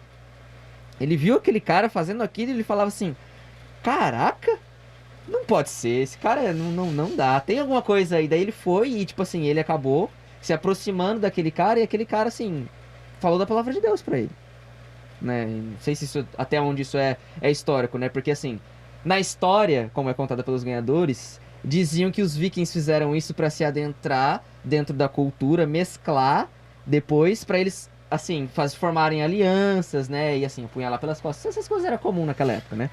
Hoje, né? Até hoje. Aquelas épocas era só um pouco mais falado, né? Hoje em dia as pessoas escondem mais essas questões políticas. Porque era política, de qualquer jeito, né? Então, muito se falava disso, né? Que os vikings, eles tentaram ser uma força de, tipo assim, pô, vamos mesclar nossa cultura na deles e ir dominando aos poucos. Só que o que aconteceu foi totalmente o contrário. Eles deram essa abertura pro cristianismo. O princípio deles, a ideia é eles misturarem, dividir e conquistar, sabe? Não, tudo bem, eu deixo você criar uma igrejinha aqui com uma cruz. E acabou acontecendo totalmente o contrário. E hoje em dia, até, tipo assim, tirando a Islândia, né, que foi onde conseguiram conservar mais essa cultura nórdica, assim, a cultura deles foi praticamente esmagada pelo cristianismo. Foi, tipo assim, varrida lá daquelas épocas. Hoje em dia até são meio... os países mais ateus, né, são os países nórdicos. Então, assim, você pode ver que teve o efeito totalmente contrário. Eles perderam a essência cultural deles quando eles tentaram fazer isso. Mas, enfim, a minha interpretação disso também, dos historiadores que eu li. E, enfim, continuando.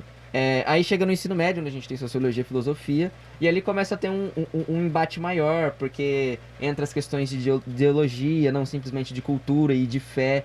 Às vezes eu professo uma fé, mas porque eu não tenho conhecimento, eu não li a Bíblia, não me embaso naquelas coisas. Porque, por exemplo, eu vou dar um exemplo aqui, não se ofendam, pelo amor de Deus, mas, por exemplo, tinha muitas meninas lá que eram, como que é o nome de quem defende os direitos das mulheres para ser igualdade? Feministas.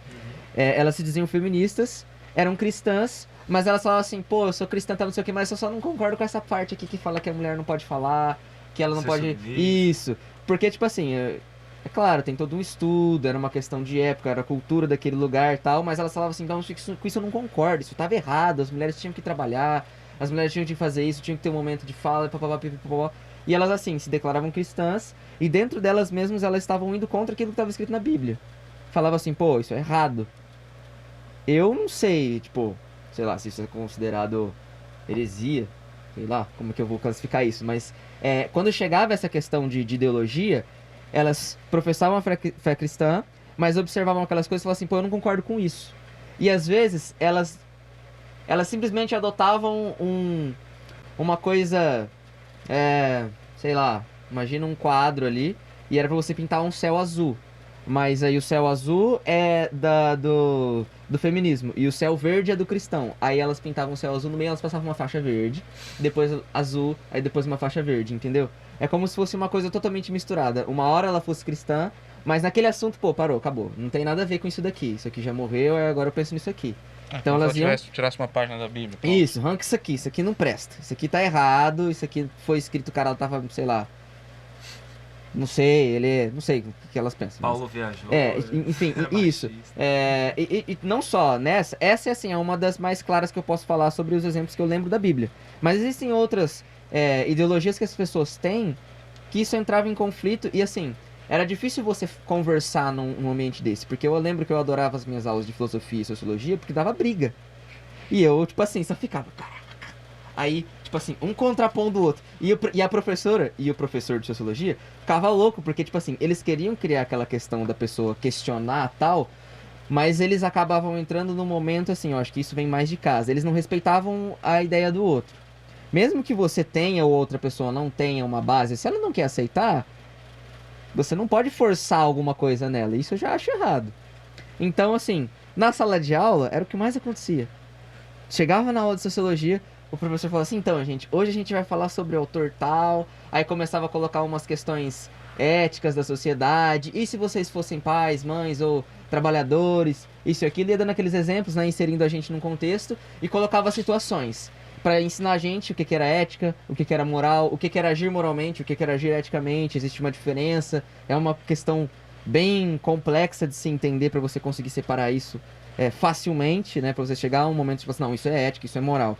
E ele ia colocando isso e sempre surgia essas brigas. E eu adorava porque eu achava aquilo era um entretenimento maravilhoso. Entendeu? Porque, tipo assim, de vez em quando a sala era dividida entre meninos e meninas. De vez em quando a sala era dividida entre cristãos e não cristãos. De vez em quando a sala era dividida entre protestante e católico. De vez em quando a sala era dividida entre quem gosta de futebol e quem não gosta. E ficava aquela coisa. E era todo mundo, não, eu que tô certo, por causa disso. Mas isso não tem nada a ver com isso e aquilo. E ficava aquele negócio assim e tal. Tanto na aula de sociologia, quando na de filosofia, que a professora apresentava os filósofos, as ideias, as formações, né? Eu lembro até que eu achava muito louco, acho que era Pitágoras, né? Que falou que o mundo era tipo números, né? E eu falava assim, caraca, esse maluco viajou demais, velho. Números, Primeiro programador. tipo, Matrix. O cara preveu uma Matrix, tá ligado? Tipo, computadorzão, sabe? E sempre encaixava nessas coisas. E depois também, quando eu entrei na faculdade, eu acho que o campo acadêmico, assim, ele é muito mais agressivo e ao mesmo tempo muito mais sutil, porque usando as palavras do Igor, né? Tudo é muito mais fácil lá. Você fazer as coisas é tudo muito mais fácil. Até ali onde você tá na escola, no ensino médio, no ensino fundamental, você depende dos seus pais pra tudo. Quando você entra na faculdade, você já tem uma certa liberdade a mais. E é tudo mais fácil. Fazer coisa errada é muito mais fácil. Colar é mais fácil na faculdade. Eu achava que era impossível. Assim, pô, vou chegar lá, os professores, tipo assim, deve ser mestrado em anticola, tá ligado? Aí eu chegava lá e, tipo assim, tinha professor que não dava aula. Ele falava assim, ó, o assunto é esse, vocês pesquisam aqui, tem um trabalho pra entregar até qual dia? Sala dispensada. Eu ficava pé da vida com isso, porque eu ia lá só pro cara me mandar de volta pra casa, sabe? E eu ficava, caraca, mano, que raiva. Mas enfim, isso é outros 500. E quando você chega nesse lugar, né, já não tem mais nem esse tipo de embate. É como se ali fosse uma ideia pré-aceita de que já deixou-se tudo isso pra trás e você está agora num ambiente totalmente baseado na ciência. Independente da sua crença, independente da sua ideologia, ali é ciência, né? Como eu já comentei aqui em off, na minha, que são as ciências agrárias, né? Eu sou formado em agricultura de precisão. Não importava nada disso, importava se ia dar dinheiro ou não. Se ia dar dinheiro, você tinha o financiamento total e apoio total das pessoas para fazer a sua pesquisa. Se não ia dar dinheiro, você tava no Civiration, entendeu? Você que procura, você que vai atrás, você não tem ajuda nenhuma. Ah, seu programa aí vai ajudar a desenvolver uma tecnologia que barateia os pulverizadores milionários, negócio. Pô, as empresas caíam matando em cima desse cara. Coloca um professor, o melhor professor ali pra auxiliar esse maluco. Você precisa de campo, você precisa de experiência, pessoa pra ajudar, corria atrás, ajudava, tal. Do nada surgiu um monte de gente. Aquele cara que tinha aquela ideia do milhão. Mas aquele cara que às vezes podia ter até uma ideia interessante, uma questão de preservação, tal, não sei o que, quando você entra, assim, não é nem questão ética, moral, um pouquinho, mas não é nem questão cristã, ao fundo, né? Fala assim, pô, Deus mandou eu cuidar da criação. Ele não tava falando isso, ele falou assim, poxa, é até uma questão econômica, né? Você exaure a terra ali dos nutrientes dela, como você vai repor? Você precisa de um ciclo, de depois deixar aquela terra descansar, aproveitar, repor os nutrientes e até abastecer um pouco mais para melhorar a sua produção. e afins. Aí aquela pessoa olhava aquele negócio e falava assim, isso vai dar quanto de dinheiro? Então, não vai dar dinheiro, vai fazer até você gastar mais. Porém, você pode, né, pôs na frente, aí isso vai depender de uma questão, né? Por exemplo, os alimentos orgânicos. Sempre pudemos fazer alimentos orgânicos. Por que que hoje é feito alimento orgânico? Porque hoje nós temos todos uma estrutura econômica que fomenta a produção de alimentos orgânicos. As pessoas pagam mais por alimentos orgânicos. Então, se isso não vai existir, sei lá, para um milho transgênico, então ninguém tá nem aí pra isso. Não vai pagar mais. Eu não vou ganhar mais dinheiro, eu vou gastar. Ah, vai gastar, mas você vai estar protegendo. E a longo prazo, isso pode te resultar até mais.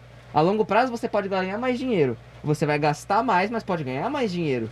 Aí o cara olha e fala assim, não, obrigado. E tipo, essa experiência que eu tenho, porque do meu campo científico já no acadêmico, né? E o pré-acadêmico, foi isso que eu senti.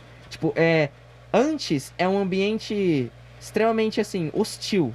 Você vai falar alguma coisa e as pessoas estão sempre julgando, né? Vem essa questão de questionar. Ah, mas isso e aquilo? Ah, você fala que as mulheres têm direitos, não sei o que, tem que amar todo mundo, mas por que as mulheres não falavam na igreja? Por que você tava de um lado? Por que não podia conversar isso e aquilo? Ou, que seja essa professora que você falou depois, né? Por que falou que todo mundo podia entrar? E por que o cara entrou e barrou ele, então? Então, os caras falam que ama todo mundo, mas na verdade são extremamente preconceituosos, vocês são hipócritas. E entrava naquela coisa e a pessoa, tipo assim... não sei se, de repente, por uma experiência pessoal dela, com a própria religião, né? Porque muita gente fica magoado, porque a igreja é feita de gente doente, né? E, enfim, aí eu vejo essa questão dessa forma. Como que você imagina isso? Porque, assim, eu, até pouco tempo atrás, eu tinha muita dificuldade de chegar e falar pra uma pessoa. Eu tinha essa abertura pra falar assim, ó, Deus tem um melhor pra sua vida, tal, não sei o quê. Eu era meio Martin Luther King, eu falava assim, pô, já pensou se você fazer isso e aquilo? Eu ia assim, sempre muito ponderando minhas palavras. Quando eu era muito amigo da pessoa, eu falava assim, mano, você é besta. Então aqui, ó, tá escrito na Bíblia, mano, isso aqui é um manual de vida, velho. Eu sigo isso daqui e não tenho esses problemas, mano. Você tá fazendo coisa errada, sabe? Pô, tipo, vou dar um exemplo aqui, outro exemplo lá, não. Tem um amigo meu, ele ficava com umas 3, 4 meninas ao mesmo tempo. E ele namorava. Aí ele amava a namorada dele. Entendeu? Aí a namorada dele descobriu e queria largar ele. Ele falou assim, Rick, o que eu faço? Eu falei assim, irmão, eu te avisei. É tipo aquele eu te avisei, né? Eu queria falar eu te avisei, mas aí eu fui falando outras coisas. Pô, você não pode fazer isso, né, velho? Você gosta da minha, tá com ela? Você tem que ficar com ela, mano. Você existe sacrifício, isso e aquilo. E foi falando, pá, não sei o quê. Porque, assim, ele se considerava uma pessoa que se ele entrasse na igreja assim, ele ia queimar, tá ligado? Ele pisou assim, sai fogo, ia ser uns negócios assim. Mas ele, assim, se arrependia das coisas que ele fazia. Naturalmente, tipo assim, honestamente, ele se arrependia. Mas ele tinha um coração, de início, totalmente torto pras coisas, assim. Ele fazia o que agradava a ele. Ele era um cara do momento, entendeu? Ah, tamo aqui, o papo tá bom, vambora, entendeu? E assim, ele sempre colhia os frutos do que ele plantava. E como que você vê isso? Porque, por exemplo, você avançou mais, você foi pro mestrado, doutorado, que eu acredito que seja até um pouco mais hostil, pelo que você falou das suas professoras, né? Quando a gente tinha na minha faculdade, tinha ética, moral, essas coisinhas, as coisas de trabalho também, tipo umas aulas de RH, eu não lembro o nome agora das matérias, mas trata sobre isso. Os professores, eles eram meio neutros, assim, sabe?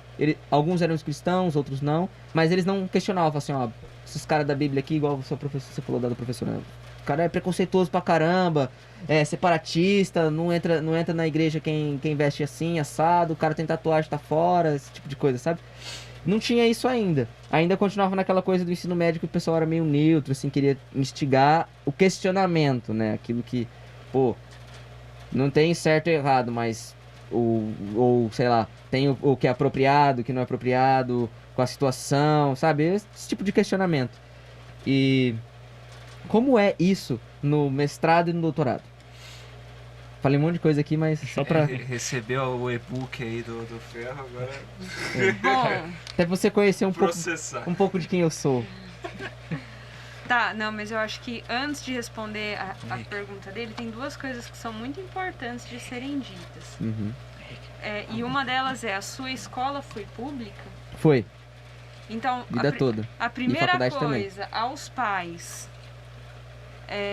em escolas públicas não permitam. Então, no meu caso, por exemplo, a minha escola, ela não era confessional. Ela era privada, mas não confessional. E tinha um negócio lá de que a santinha passava na casa de todo mundo.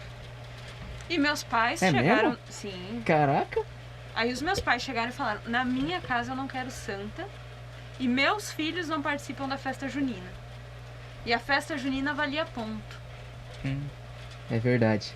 Eu sempre dancei quadrilha por causa disso. Então, e isso não pode. Então, assim, ou a escola não atribui ponto para a festa junina e dá um trabalho para todo mundo. Por quê? Porque é a escola pública, né?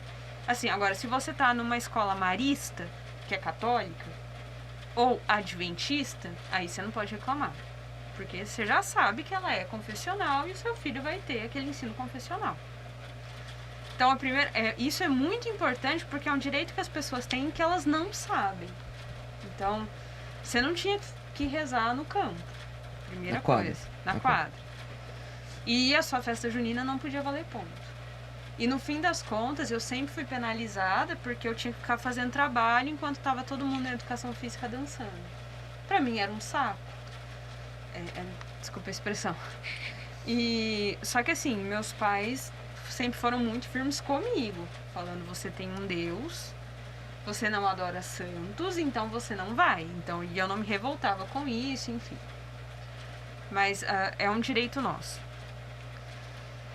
Sobre a questão no mestrado e doutorado, o que eu fiz, na maioria do tempo, eu me mantinha em silêncio. Em alguns momentos eu era um agente do FBI, não me orgulho disso, no sentido de que, assim, durante o meu doutorado ninguém sabia que eu era cristã. Até porque, em alguns momentos, se eles soubessem, isso macularia a minha própria pesquisa. Eu poderia ser questionada. Entendi. Você tá fazendo uma pesquisa sobre religião e você é cristã. Isso. Como você vai fazer uma visão disso imparcial, né? Só que aí a gente vem para outras questões, com Heidegger, enfim, que aí eles vão dizer, nós vivemos em um mundo em que todos temos uma hermenêutica, uma forma de ver o mundo. Então ninguém é imparcial, inclusive a pesquisa e a ciência. Só que, por uma questão de bom senso, durante 3 anos, que foi o tempo do meu doutorado, eu simplesmente... Só que assim, isso em nada mudou o meu padrão de vida, porque o cristianismo não é só você ficar falando, é você ser. Então, ser eu era o tempo todo, né? Então, quando me ofereciam coisas ilícitas, não tô nem dizendo de droga, tô dizendo de fazer coisas antiéticas. Aquele suborninho de aluno. Ou um suborninho assim, ofertas do tipo você... Porque assim, pra mim é muito fácil escrever um artigo. O Igor, que já participou do ETIC, sabe, se vocês participaram de iniciação científica, sabem que pra alguns não é tão fácil. Pra mim é sentar, tipo, em 3 horas eu escrevo um artigo. Vou falar que é bom? Não, não vou falar que é bom. Mas que passa num negócio de ser, passa. Assim, tipo, esses dias eu fui fazer um projeto de pesquisa em um dia. Um projeto de pesquisa. Nossa, deixa a Thalita ver isso. Mas por quê? Porque é um negócio assim, e porque é humanas também, né? Mas é um negócio que eu já peguei o jeito de fazer. Então eu não recebia pra isso. Em alguns momentos, assim, a galera curtia muito, né? Um baseado e tal. Humanas. Um brownie. No meu caso eram brownies. Aí, assim, tipo, só não usava e dizia não, muito obrigada. E sempre fui respeitada e, enfim. O que eu ouvi, certa vez, de uma pessoa muito relevante, que eu não vou falar o nome porque eu não sei se poderia. E conhecida nacionalmente. Foi logo na época que a gente começou com essa questão de gênero no Brasil, que foi mais ou menos em, sei lá, 2015, 14, nós cristãos não tínhamos muita literatura. Então ele me falou, sempre que te apertarem, não responda.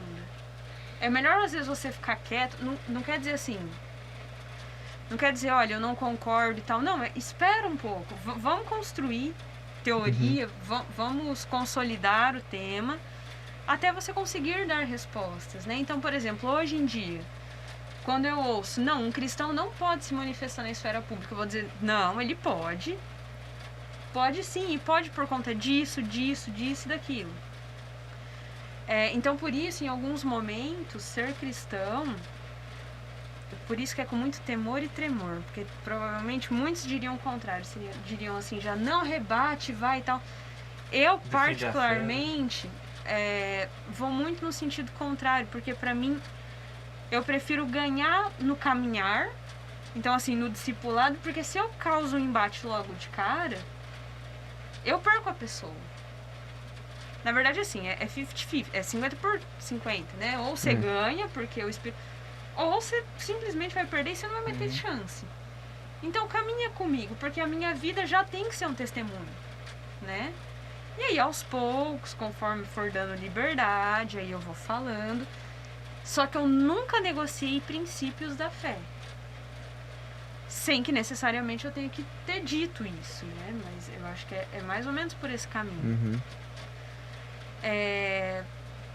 Eu errei, eu vendi prova, trabalho pra um salgado e uma coca. Sério isso? Credo. Deus me perdoe. Mas... Tava gostoso? Tava, claro. Mas basicamente eu acho que é isso, assim, agora eu vou levantar um pouco. Deixa eu apertar isso aqui. Aí, valeu, que deu encosto. É mais ou menos assim, só que é por isso que é com muito temor e tremor, porque foi o que deu certo pra mim.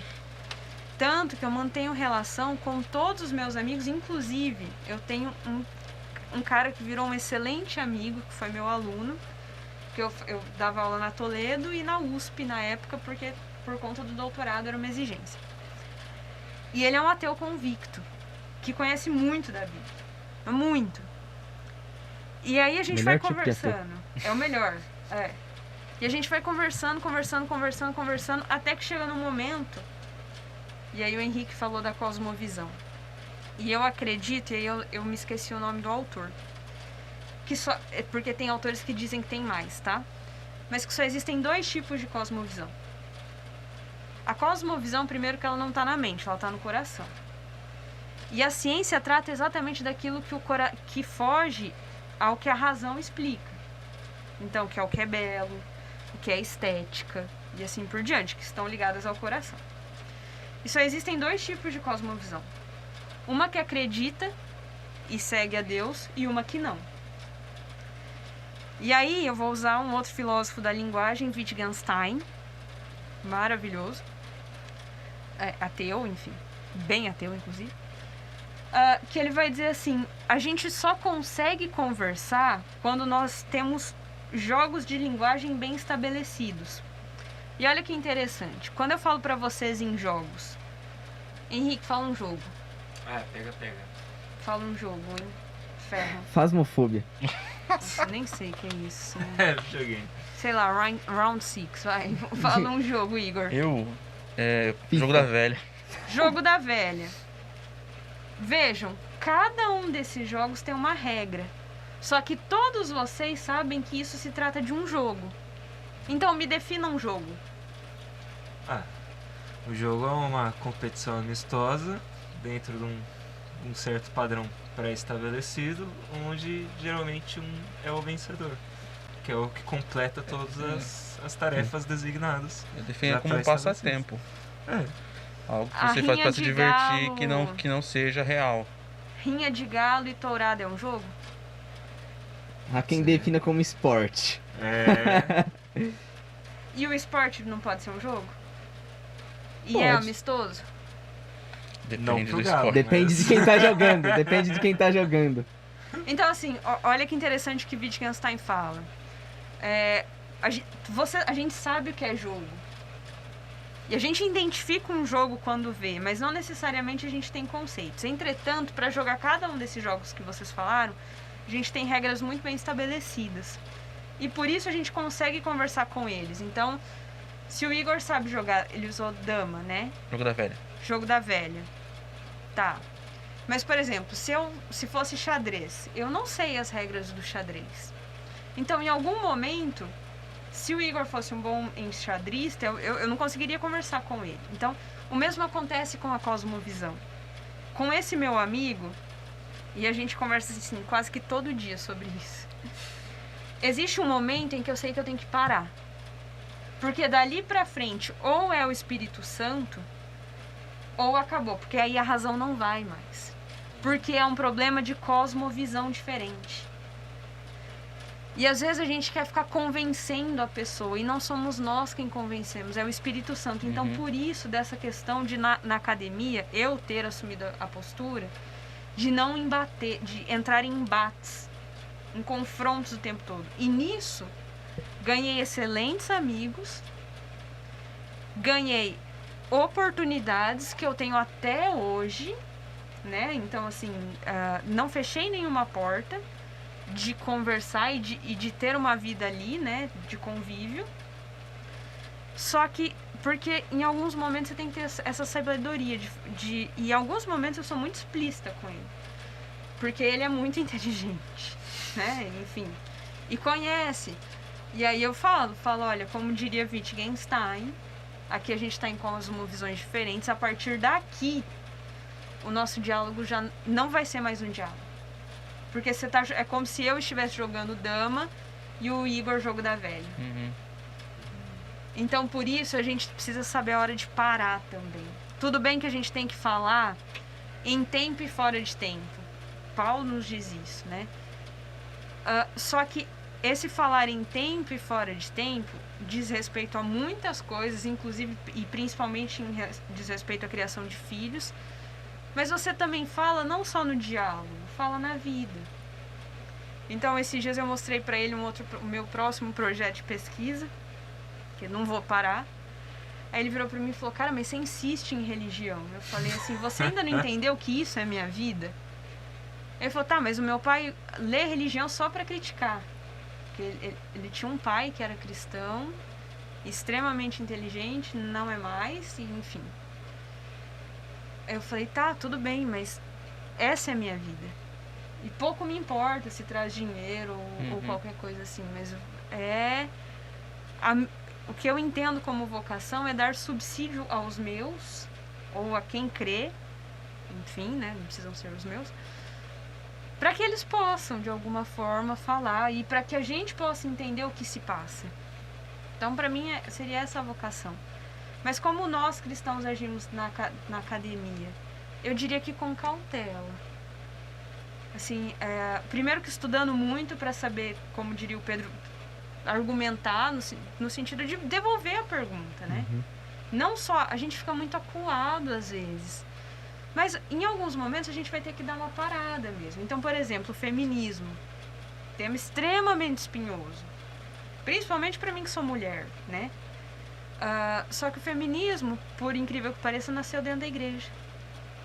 Na história do feminismo, o feminismo ele nasce dentro da igreja. Só que assim, aí a gente tem vários tipos de feminismo. Existem vários tipos.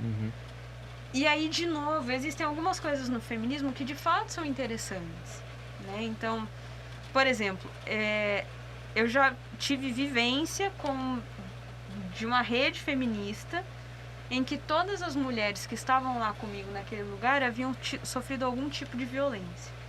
90% delas abuso sexual. E assim, até um termo complicado de se falar no meio cristão e tal, mas elas eram mulheres que precisavam ser empoderadas. Óbvio que o cristianismo faria isso, mas tá, ali naquele momento, você não tem opção disso, ou enfim, isso não chegou a elas de alguma forma. Eu tinha que estar lá para dizer assim para elas, vocês são alguém. Vocês de fato, até eu acredito na submissão, porque de fato a Bíblia diz sobre tudo isso, só que a Bíblia não diz que a submissão vai até o momento em que a sua vida corre literalmente risco, né? Assim, a submissão não diz respeito a você ser espancado, até porque o marido deve amar a esposa como Cristo amou a igreja. Aí é ele que tá errando, né? Ele que tá errando. O problema, Exato. sim, não sei se estou falando errado, mas eu acho que não seria nem um problema de feminismo, seria um problema do cara que não tem caráter, né? Do machismo, na verdade. Do machismo, seria um problema de machismo. Mas assim, então até nessa questão, às vezes a gente pegar e falar assim, não, vamos combater todo tipo de... Não, espera, vamos tentar entender o que ela tá falando. Porque algumas coisas do feminismo, poucas, tá? Eu sei que poucas, bem poucas, mas elas podem encontrar respaldo dentro do cristianismo.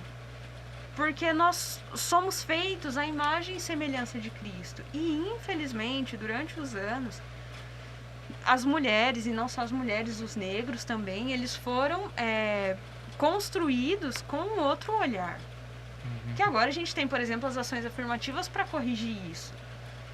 E entre outras coisas, por exemplo, assim, por que não é justo a mulher ganhar o mesmo salário que o homem se ela desempenha a mesma função, né? E são reivindicações legítimas. Só que temos esse perigo, que eu achei excelente a ilustração, de a gente ter um céu azul com as faixas verdes. Então peraí, na verdade, o céu tem que ser todo azul. Em alguns momentos, aquele verde ele pode estar lá dentro desse azul, mas não necessariamente ele vai fazer uma ruptura com aquele azul, porque a partir do instante em que ele faz uma ruptura com a Bíblia e com o cristianismo, então aí você já não pode mais pegar aquela parte. Você não pode ter uma ruptura. Existem algumas coisas que você pode aproveitar. E é isso que eu sempre bato, né? E na verdade até com o meu noivo é essa a briga. Porque ele fala assim, você tem que ler... Porque eu brinco que eu fui forjada no mais puro dos humanismos, que é bem difícil. E eu peço sempre misericórdia a Deus, porque em alguns momentos muita coisa fala muito mais alto. Mas ele fala assim, você agora precisa ler filósofos cristãos, e é o que eu tô fazendo, é um esforço que eu tô tendo. Você já leu Huckmacher? Sim, eu sou um criativo. Assim, mas comecei a ler, né? Então agora eu tô meio que em Kuyper e Doiver. Tô lendo os dois.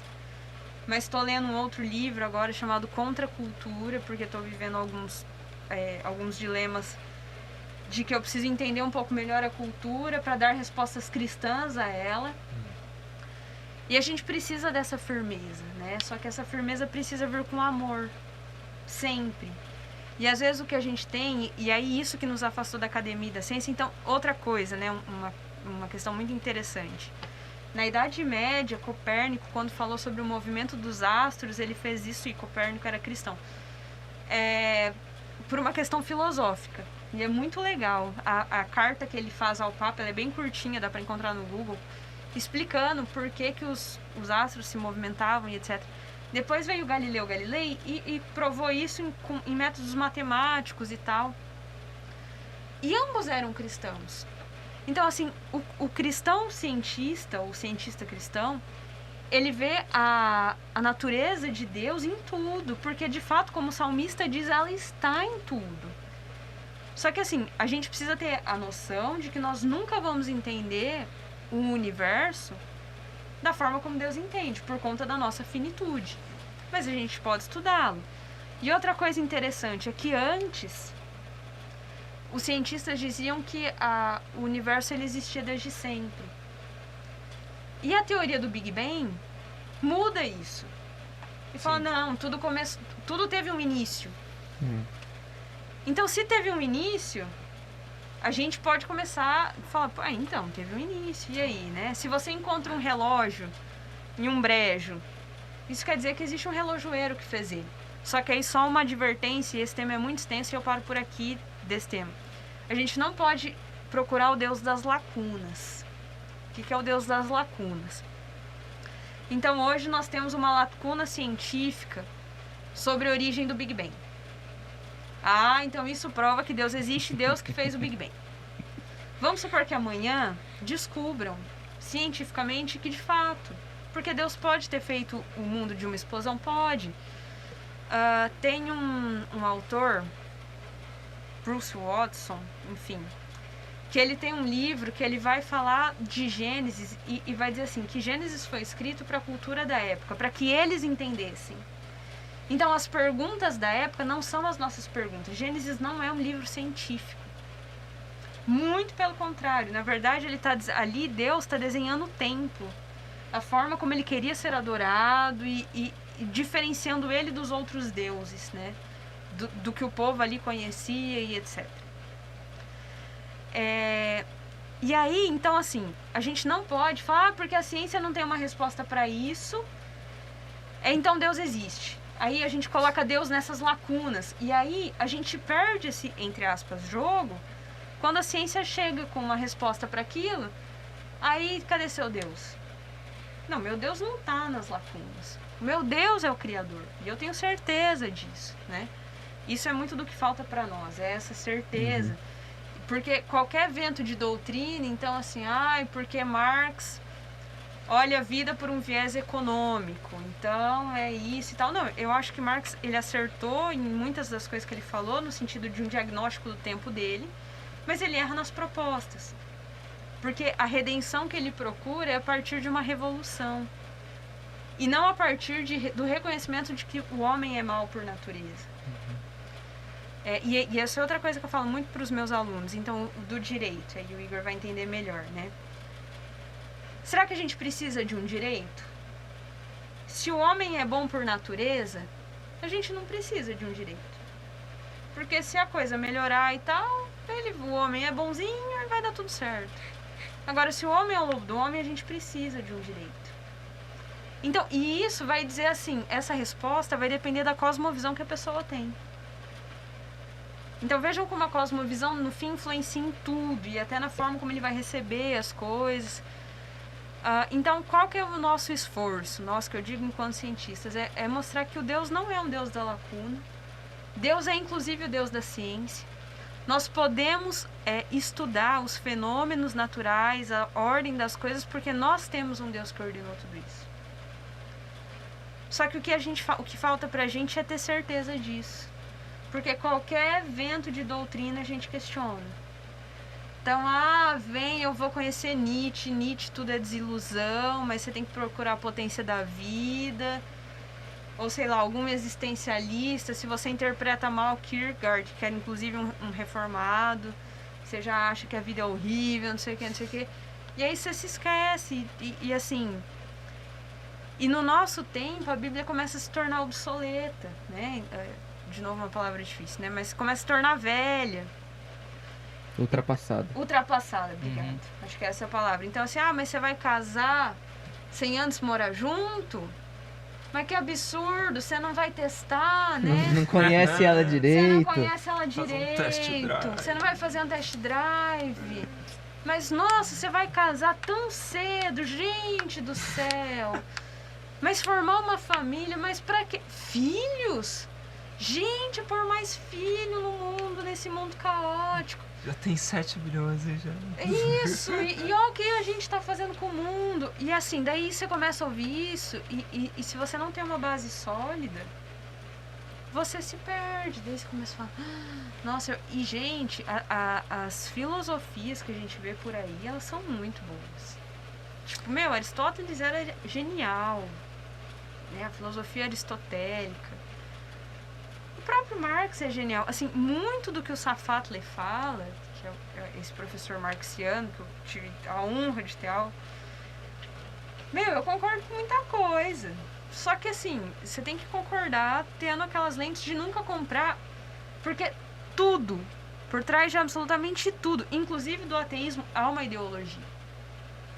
Quem vai falar isso é Coises, que é um cristão também. Então ele vai falar assim, olha, atrás de tudo há uma ideologia. E aí você precisa identificar essa ideologia daí vão dizer também, não, mas o cristianismo é uma ideologia. E aí você também vai ter que ter fundamentos para dizer que não, ele não é uma ideologia. O cristianismo é a verdade. Em um mundo de relativismo, você dizer que há uma verdade é um problema. Então assim, gente, eu falei demais, e basicamente é isso. Bom, só pra mim acrescentar um negócio aí que você falou do finzinho, né? Sobre essa questão de até o ateísmo ser uma ideologia. Se eu não me engano, foi o próprio Papa Francisco que falou que o cara que é ateu de verdade, que não tem nenhum Deus no coração, ele tá mais próximo de ir pro céu do que aquele que acha que tem Deus no coração. E se diz que, tipo assim, Deus dele não é um Deus certo, entendeu? Por exemplo, aquela pessoa que se prostituiu no evangelho. O cara que não crê em nada, ele tá mais próximo de Deus do que aquele que crê num Deus falso. Acho que foi ele que falou isso, não foi? Não sei. Rapaz. Mas é uma afirmação perigosa. Sim, claro. É uma afirmação Mas assim, perigosa. o sentido do que ele quer dizer é, tipo assim, você tá dizendo algo que não é sobre Deus, às vezes é mais maléfico pra você do que você dizer nada. Tipo assim, não, eu não acredito em Entendi. nada. Sim. Ou então, eu acredito que meu Deus contratou alguém pra criar o mundo. Contratou o Big Bang, terceirizado, empresa Contratou terceirizada. arquiteto. Empresa terceirizada, entendeu? Tipo assim, esse cara, ele acha que sabe quem é Deus e tá falando alguma coisa. O cara que é ateu, ele diz: não sei, eu não acredito Tudo nisso. é obra do acaso. Não acredito nisso. Isso daí, pra mim, foi um negócio assim, aconteceu, explodiu e surgiu aí. E tamo aí. E Isso. depois nós não tamo mais, pronto. Isso. Então, assim, até se você for observar disso de uma maneira sociológica, é menos maléfico pra sociedade, né? Por exemplo, se realmente... eu também fui, pelo menos na sala de aula, muito, assim, recuado. Quando tinha a oportunidade pra falar alguma coisa, eu tinha muito medo. Exatamente por causa do que você falou. As minhas bases eram assim, eu li a Bíblia, mas eu não estudei a Bíblia. Eu li a Bíblia como livro de história. Eu fui lendo Gênesis, Apocalipse, pá, terminou. Aí, tipo, depois eu fui fazendo uns estudos assim de leve e tal, aquela questão de fazer devocional e tal, mas eu nunca estudei a Bíblia, não tive aquela visão, assim, de filosofar mesmo sobre aquela questão, de ir pros princípios e estudar e colocar aquilo na praticidade do dia a dia. Então eu falava assim, cara, será que eu falo um negócio, mano? Será que eu não falo? E eu ficava naquela coisa, não vou falar nada, então. Vai que eu falo um negócio aí eu falo errado, né? Então eu ficava nessa questão. E assim, eu tinha muito... Não sei, eu ainda tenho um pouco de mágoa no coração, porque eu acho que em certas coisas, principalmente na questão biológica, até em questões de que eu estudei sobre aquilo, eu podia falar assim, cara, olha Deus aí, mano. E eu não falei. Eu me sinto muito assim. Quando você foi pro mestrado, doutorado, né? Você, tipo assim, da minha visão, isso intensifica então, né? Porque assim, são pessoas muito mais preparadas, porque, por exemplo, lá no meu âmbito, como era só o professor ali que era estudadão, que tinha os negócios e tal, a gente era tudo um Zé Ninguém, sabe? Um ou outro ali que veio de outra faculdade e sabia alguma coisinha, mas tava todo mundo ali e falou assim, não, é isso aqui, é isso, aquilo ali, e todo mundo só falava que era. Mas aí ninguém fazia pergunta, por quê? Às vezes a gente nem se questionava entre a gente, os caras falavam um negócio lá e ponto, ficava por aquilo, sabe? Só pra não... Parecia que tava todo mundo ali meio que... Não, é isso aí, tá bom. Uhum. E ficava por essa, né? E... pra dar o contexto dessa frase, né? Se eu não me engano, eu acho que foi ele ou foi algum outro papa. Ou não sei, alguém da Igreja Católica falou um bagulho desse daí. Porque, assim, eu até concordo com essa frase, porque o cara que não acredita em nada... Pra ele crer num Deus verdadeiro, é muito mais próximo do que aquele cara que tá acreditando numa mentira. Ele tem que se desfazer, desaprender pra aprender de novo. O cara que não sabe de nada, e ele aprende certo da primeira vez, acabou, esse cara tá feito, mano. Agora aquele cara que foi ensinado numa doutrina errada a vida toda dele, ele vai ter que se desfazer de uma vida toda de coisas erradas. Isso é muito mais difícil... E aí vem a distância, né, de você estar do céu. É muito mais difícil você voltar nessa ideia, nessa elaboração aí, de você voltar no caminho pra depois pegar lá atrás aquela esquina que você dobrou errado. Do que aquele cara que tá lá no começo ainda, entendeu? Tá lá parado na parte de partida, entendeu? É como se fosse, tipo assim, uma corrida. Você começou a correr na contramão. Era pra ir pra frente, você foi indo pra trás. Aí depois, pra você voltar e chegar no final da corrida e ganhar, vencer a corrida, guardar a fé, né? Que Paulo fala. Completei a carreira. Completei a carreira, guardei a fé e venci a corrida. Pra caber nesse exemplo. Pra você chegar lá onde Paulo chegou, né? Pra você chegar lá onde Paulo chegou, o cara que é ateu de verdade, que não creu em nada... Não tem nenhum tipo de coisa que fez ele andar pra trás, ele tá mais próximo do fim da corrida do que aquele que foi indo pra trás. Porque ele tem que desaprender de tudo aquilo pra voltar pro começo e depois seguir os princípios certos. Então, poxa, isso aqui eu tava fazendo super errado, porque eu não me avisei pela Bíblia, eu avisei porque aquele pastor lá falou um negócio pra mim e eu falei, isso aí mesmo, porque meu coração queria aquilo, mas o meu espírito não. Então aí ele vai começar a discernir as coisas e depois começar a caminhar na direção certa. Agora usei a palavra certa, direção. A perspectiva linear até faz sentido. É porque é claro, não é simples assim, né? A vida não é simples assim, o cristianismo não é simples assim, tem pra frente, pra trás, que, assim, venceu, perdeu, né? Não é simples assim. Aquele provérbio, né? Até o tolo, quando ele fica quieto, ele se passa por sábio. Então... Exato. Né? E... é difícil a gente cogitar essas coisas, cara. Fica só o questionamento aí pra galera. Fica assim o questionamento. Eu já penso de uma forma assim, usar essa linha de pensamento. O ateu e o religioso, vou chamar o religioso, né? Porque é o cara que anda na contramão, pelo menos que eu tenho entendimento, é o religioso. Perfeito. Para eles chegarem a completar a carreira e vencerem, é como se fosse vamos pegar assim um panfleto, vai. Você tá no panfletinho aqui, bonito, e aí para você acertar, você precisa estar aqui, nesse quadrado. O religioso que tá pra cá e o ateu que está mais perto, nenhum dos dois chegou. Então nenhum dos dois, sabe, os dois ficam errados. É quase como se fosse um ponto mínimo que você tem que acertar. Que eu não sei se erroneamente, vou dizer que é a salvação. Então, tanto o ateu quanto o arrependimento verdadeiro, né? Por isso que Deus ele é muito sábio nisso. Porque a gente, tanto o religioso quanto o ateu, quanto sabe-se lá quem, ninguém ia conseguir chegar no ponto. Você pode chegar perto, mas não ia dar pra chegar no ponto. Então é mais essa ideia. Vou deixar essa no ar aí também. Uhum. Sei qual que é a opinião que vocês têm. Mas tipo assim, massa, porque na teoria, ninguém vai conseguir se igualar a Jesus e realmente chegar lá na linha de chegada. Ele tá esperando a gente lá e com a morte dele na cruz, ele vai e alcança a gente. Colocando mais uma alusão nessa corrida aí. A gente nunca vai ganhar, porque a gente é imperfeito, a gente erra todos os dias. Então, a gente vai tropeçar e vai cair de cara no meio dessa corrida várias vezes. Indo pra frente ou indo pra trás, você vai tropeçar e vai cair de cara. E Jesus, ele tá lá voltando pra te buscar. Não, é por aqui, ó, vem cá, ó. Olha lá aquela cruz ali, o que eu fiz por você? O que você acha que foi isso? E agora? Você descobriu o que é? O que você vai fazer com isso? O que você vai fazer com a nova vida que eu te dei? Isso aí. Toma aí, e aí?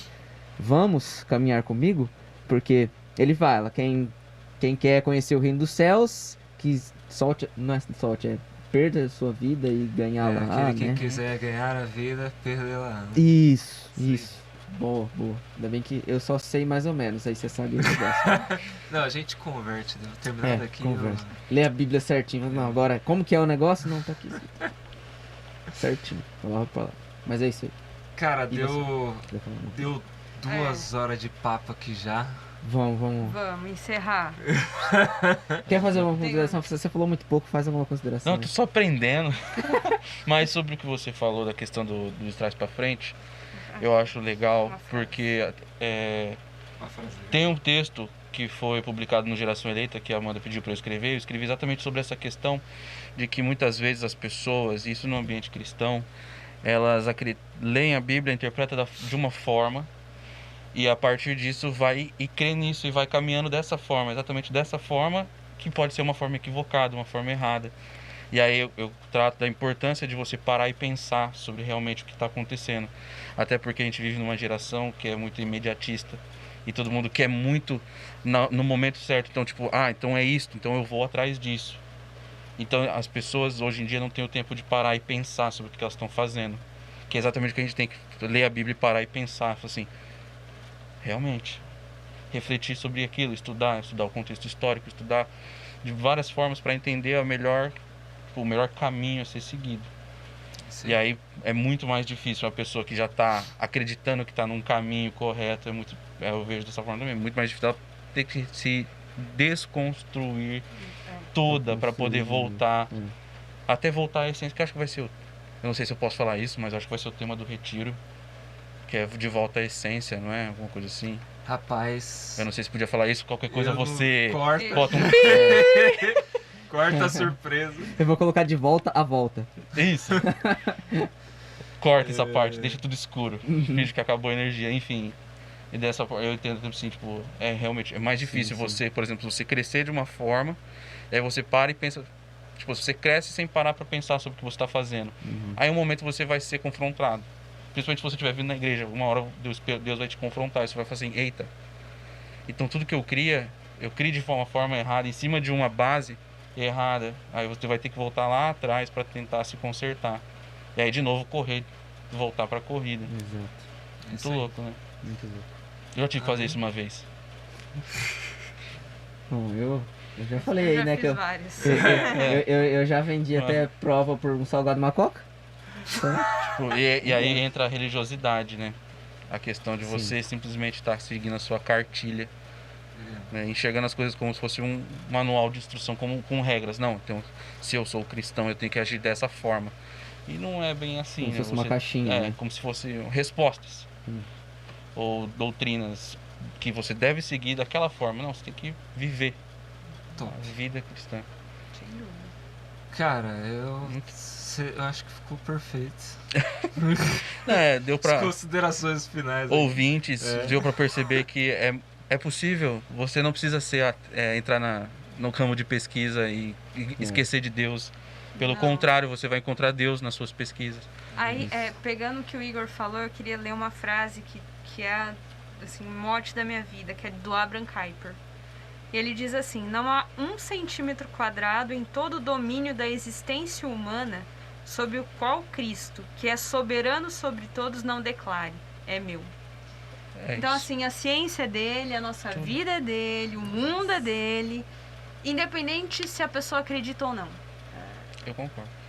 Então, assim, não há 1 centímetro quadrado da nossa existência sobre o qual Cristo não declare é meu. Então, por isso, sim, fé e religião conversam. Podem andar juntas, assim, descobertas científicas são descobertas feitas através de métodos. Enfim, ela tem alguns parâmetros, então não é essa demonização, né? Ou até esse negacionismo de que agora com a vacina a gente está tendo várias coisas. Uhum. Então, assim, é de Deus, é de Cristo. E Cristo fez, e se Cristo fez, nós podemos conhecer. No ponto, e aí quem falou isso foi Isaac Newton. De que, assim, que ele não acreditava que Deus nos dotou da capacidade intelectual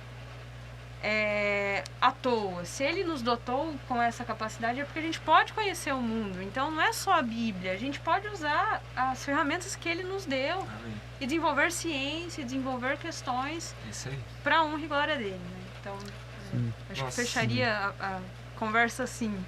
Perfeito. Acho que só pra fechar para falar um pouquinho também do livro que você trouxe pra gente aqui, né? Quando Deus e a ciência se encontram, né? É do É Ministério do ABC2, que é a Associação Brasileira de Cristãos na Ciência, conhecida popularmente como ABC2. Vou mostrar aqui pro pessoal da câmera dar uma olhadinha na capa. Você sabe que a gente pode pegar no Google e botar na edição, né? Então põe por cima, irmão. Não, eu vou deixar pelo esforço. Vale a pena. Até os Aí, caras. aí, Se ó. alguém não enxergar, pelo menos ele pesquisa, já auxilia ele aí atrás. É né? verdade, é verdade. Nós somos imensamente gratos pela tua presença. Nossa, assim, a gente podia ter desenrolado uns 10 papos aqui só de pouco que a gente teve de contato com você aqui hoje. Então, quem sabe uma próxima vez a gente, né, poder estar aqui de novo. Semana que vem. E é isso aí, muito obrigado, viu? Gente, eu super agradeço, principalmente parabéns pela iniciativa do podcast em momentos aí de isolamento social. Nesses momentos em que, enfim, hoje vocês pegaram e falaram de notícias, né? E ontem eu perdi um colega de infância, morreu. E, enfim, e aí eu falei, cara, como que você dá uma, né? Quase que eu falei assim, eu tenho uma notícia, eu gostaria que orassem pela família, né, dessa pessoa que morreu. E então a gente está vivendo em tempos muito difíceis, o número de mortes por N motivos, Covid e etc. Então talvez o trabalho de vocês seja um respiro, né? Um alívio necessário. Então continuem. E me sinto muito honrada de estar aqui. Muito obrigada pelo convite, apesar de todo o receio do mundo. Mas enfim, Deus sabe de todas as coisas e a gente confia nele, né? Nesse sentido. Amém. Nós sabemos em quem temos crido. E uma última coisa que eu aprendi essa semana, que eu só gostaria de compartilhar, é que fé não é necessariamente confiança. Fé é conhecimento. Então, como a gente consegue se manter puro e íntegro e fiel à fé durante a academia? Lembrando que fé não é confiança, não é só aquilo das coisas que eu não vejo, etc. Fé é conhecer o Deus a quem eu sirvo. E saber e não questionar por nem um segundo, é ter a certeza de que o que ele diz é a verdade. Amém. Então Amém. é só assim Amém. que a gente realmente consegue, porque caso contrário, veio qualquer evento de doutrina, já era. Amém. Amém. É isso aí. É isso É aí, isso galera. aí, vamos encerrar então. Vamos encerrar. Então, queria agradecer mais uma vez a presença da Ana por ter vindo aqui e ensinado a gente. Pelo menos eu me Uma senti aula. numa aula e foi maravilhoso. Percebi que eu sou burro. Todos somos. E então, espero que você de casa tenha se sentido burro também, a ponto de ficar instigado a ler mais a palavra e pesquisar mais. Então, muito obrigado pela sua presença aqui no Dá o Papo mais uma vez. Espero que daqui 15 dias que tem mais um Dá o Papo quentinho pra você. Muito obrigado e Deus abençoe. Deus abençoe. Deus abençoe.